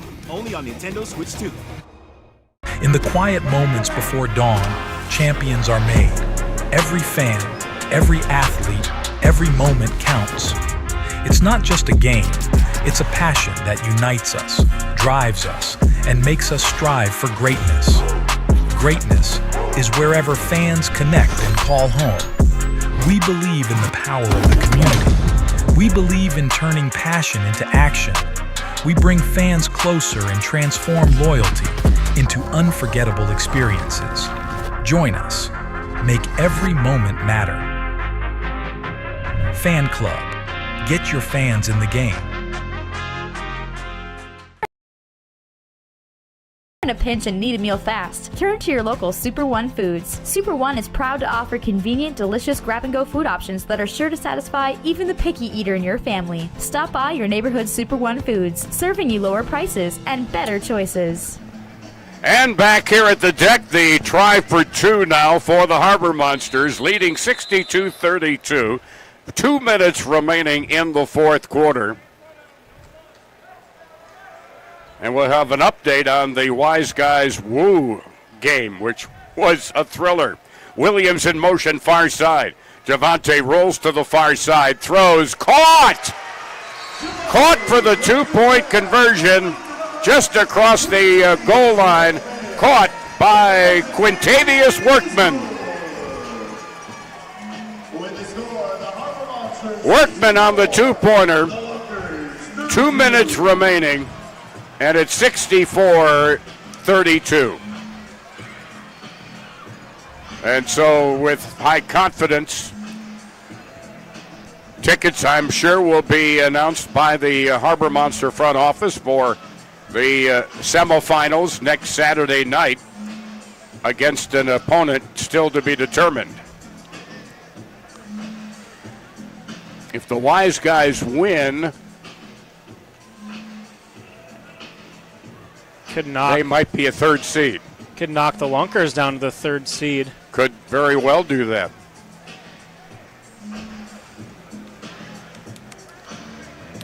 So exactly 2 minutes remaining with 2 seconds left on the clock down in Hot Springs. Hot Springs has just scored to take a 46-42 lead. Wow. So now here's the throw off as Couch. It's caught inside the 10. Back up towards the middle. Believe that's Key. It is. And he gets it across the 20 to about the 22-23 yard line. And Kevin Felder's right there to make the tackle. So it'll be 1st and 10 Lunkers with the ball at their own 22-yard line. Lunkers will be their own 22. So now I guess the Woo will be doing the virtual onside. There's still time on the clock. There's the throw off. In the end zone, Iowa trying to return it, and they're stopped at about the 2. Meanwhile here, Krulka is sacked. Sacked on the play. First to get there, Michael Austin Fields. Also there, Lovell Spruce. And they mark him down at the 17-yard line, a loss of 5. And looks like it's over. Looks like it's over in Hot Springs, and they win. Wow.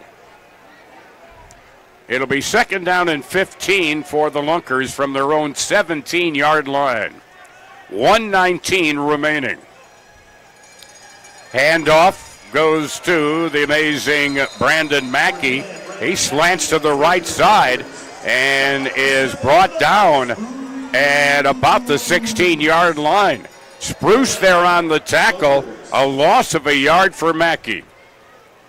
It'll be 3rd down and 16 now at the 16-yard line. Well, they put it back at the 17. Just when I think I know where they're going to spot the football. 45 seconds, and the clock is running, folks. Tyler Kolka. Bad snap to him. It's rolling towards the end zone. Loose in the end zone. And it's a pile of bodies. And it's taken up. Shai Hill comes up with the touchdown.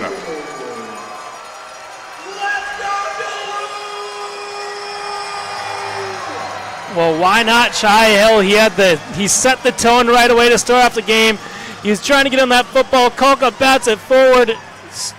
Dante Mason springs it free, and that's going to be Hill's football for the scoop And just to score a touchdown right there to put him over 70 tonight. There were a lot of bodies in the end zone looking for that bouncing football.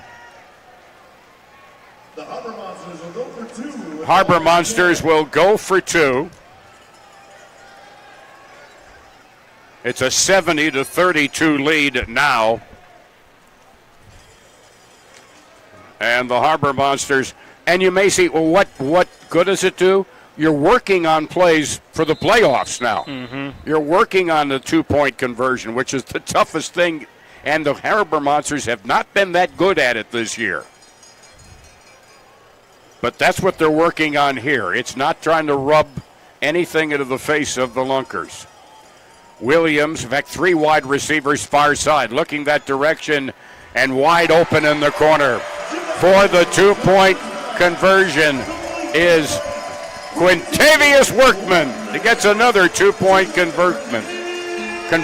A conversion. 72-32. The margin is beyond any wild dreams. I thought this was going to be a much closer game. But for that, I think you really got to credit the Harbor Monsters defense. The defense set the tone from the first snap.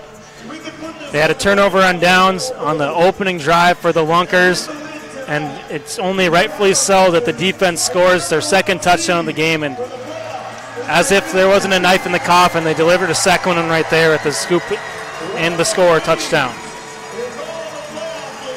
27.6 seconds remaining, folks. And plan on Harbor Monster football here 1 week from tonight at the deck. 1 week from tonight. The defending champions are going to be the number 1 seed. And Jamal Couch pointed at a fan before he got the whistle, and he threw it right at him. It'll go to the 25-yard line just for the records. And the Lunkers will have it. And let me tell you, don't take those guys lightly in the playoffs either. Nope. Not when you've got their talent, including the unbelievable Brandon Mackey. And Tyler Kolka did not have a Kolka night tonight, but a lot of that because of the job the defense did not give him much time. And then when he did have time, he seemed to hurry things a little bit because it was almost like he was expecting more pressure. So it's at the 25-yard line. 1st and 10. There goes Mackey. Caught from behind inside the 10-yard line by Dante Mason. Let me tell you, Mackey, whoever's going to have to play them next week. A timeout is taken by the Lunkers? The Lunkers. Okay. That's all right. They're working on things too. It's at the 8-yard line. It'll be 1st and goal from the 8. Well, and Riley mentioned at our halftime show too, the point differential could come down to matter for seeding as well. So I think that's why they're trying to get into the end zone here. Gotcha. One of the little-known codicils. Don't mean to quote Animal House, but did not know that would be a factor. Could be to help break a tie. Pass caught. Twisting down inside to the 5-yard line is Ray J. Johnson-Sanders. Tackled on the play. Dante Mason was there. Also looks like Shy Hill was there as well. 3.9 seconds left, folks. Ball is at the 4. 2nd and goal. I think they took another timeout, as they're allowed to. Can't take him with you. Yeah. Can't take him to the next game. Oh.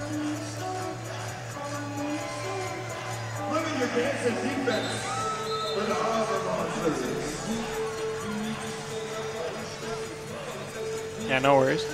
That'd be fine.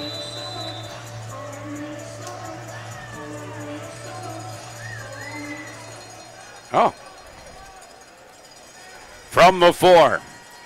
Kolka throws. Diving catch. Touchdown. Tom Butters. Butters with the 4-yard touchdown. They do have the conversion play. Butters, as time has expired, 3 zeros on the clock.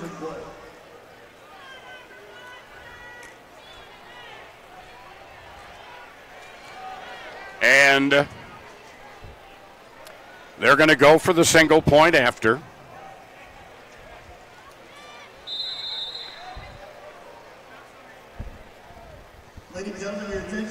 Got Jamal Couch in the That's booth. Jamal. Could have gave him the headset for the final call, but Do not go down around the field.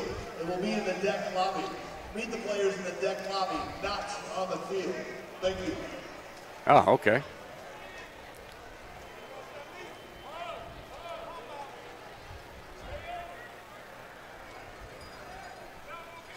They're going for 1 from the 5.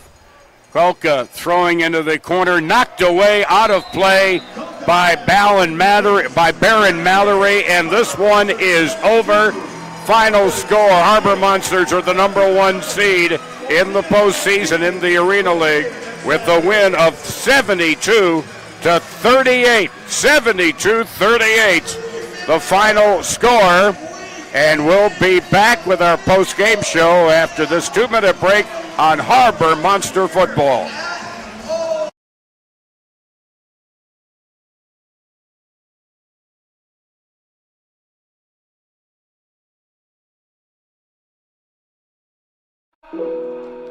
Whether you're on the field, in the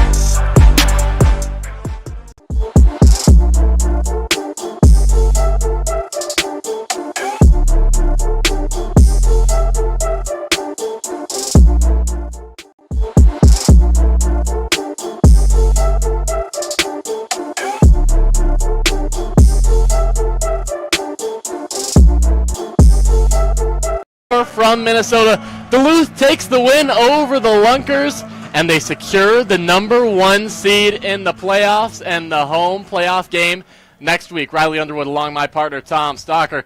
We also have a third partner in the booth, our Arena Mania player of the game, Jamal Couch. 4 total touchdowns, 3 on the ground, 1 through the air for the wide receiver.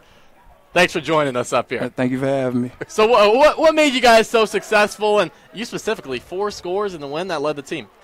Pretty much we came out, we had a game plan to attack them underneath. We knew like everyone that plays us, they want to back up. So I just told Coach, trust me, give me the ball, and he did it. How about 8 rushing touchdowns now in the year out of maybe about 12 total carries? You get more for the buck per carry than anybody I've seen. But it's just and by the way, I also know you love the jet sweep too. Oh, yes, sir. It's my favorite. Javante told us on radio this morning. He says Yes, he's sir. begging for it all the time. Oh, yeah. They trust me every time I ask for it. So when you have a receiver like Dan Williams, you have KJ Felder, it's a stacked receiver room. Does that help you get more wide open and not have all the pressure on you? Hey, that takes a load of stress off me. You can't double me. You can't double Dan. You can't double KJ. You got to pick someone that's gonna be one-on-one. We always harp on winning one-on-one, so that makes everybody's job easier. And without a doubt, I thought this game was going to be a little closer, but everything that Tony told us this morning came to fruition. You won the toss, and the defense goes out first. And the defense set the tone for this one early in the game. Oh, yes, sir. It's been a rough week of practice with that defense. I tell you what, they couldn't wait to hit someone else. And so now you think about this. Of course, Ozarks, let me ask you from your side while you're not there defensively, what about that running back that they've got there at Ozarks? Man. Is he amazing? B-Mac, he's the best running back in this league. I'll go ahead and say it. His center of gravity, and when it's like he always finds a way to spin out of a tackle last second and just speed, power, finesse, everything you can ask for. But we've also got Flash Felder. Oh, yeah, Flash Felder, straight finesse. He'll run by you. So, Tony, how did he set the standard? Coach O'Neill, how did he set the standard for this win coming off the bye week? What were you guys focused on the whole week coming into this one? He pretty much he has a saying that he always tell us, be a pro, so he's pretty much harping on cutting out the distraction, just play hard monster football no matter what. 4 quarters, hard as we can, score every play we can, and pretty much defense get the ball back to us. So it's been a rough week, but it was for a good purpose. When we were talking about B-Mac, Brandon Mack, he did have 3 touchdowns, but the defense held strong, forced a lot of takeaways. How big was that? Hey, they give us a breather. It's fun when you can walk out and just do 1 points and 2-point conversions. Don't have to do a whole drive. No, that's without a doubt. And Tony tried to tell me this morning, that's just another game. Not after the way that we were schooled there at Springfield a few weeks ago. Yes, sir. They That's schooled a bad us, taste. yeah. Very bad taste. Yeah, but you guys got the revenge back tonight, and you're the number 1 seed. Now, who you play, we have no idea. Yeah. The Wise Guys just rallied in the last seconds to beat Iowa, your old team. Yeah, I know. It's hard without Couch. Wise Guys were a good expansion team this year, though. Hey, I'm not going to say too much. We're going to catch them. Yeah, because we're probably going to have to take them That's on. what we want. But I'll tell you what, the decision that you made to go from Iowa to come to here, I hope you're happy with it. Yes, sir. I came to win. They told me day one, they brought me in. They say, you're a great addition. We're going to do the same thing we do. And I trusted them. They trust me. And we've been rolling ever since. I got to ask you about Sessoms. Isn't he just nobody thinks about it because they think about you, they think about Dan, they think about KJ. They don't think about Sessoms. And all of a sudden, look what he did tonight. He's dragging you in the touchdown. Yeah, they did. That's why we love him. So talk about the fans, packed house today at the deck. What type of energy does that bring you guys? Even in warm-ups, we knew what type of game it was going to be. The fan communities, they all support us every week, week in, week out. They don't care if we up by 50 or down by 50. They're here to support us, and we're very, very, very thankful for it. So I know you touched on it earlier. The jet sweep, I mean, how does it work to perfection almost every time? You only need 1 yard. Most of the time you're getting it. Yeah, it's pretty much, we got a good system like he mentioned, Marcus and LD and Travis. What they do, they come out. Once they capture their guys, all I got to do is run, and it's me one-on-one at the corner. Most of the time, they don't want to tackle me. They just put their arm out and just slap it by running the touchdown. All right. Thank you, Jamal. Our player of the game for the Arena Game Day post-game show. Thank you for joining us for Tom Stalker, Jamal Couch. I'm Riley Underwood. Duluth wins big in Minnesota.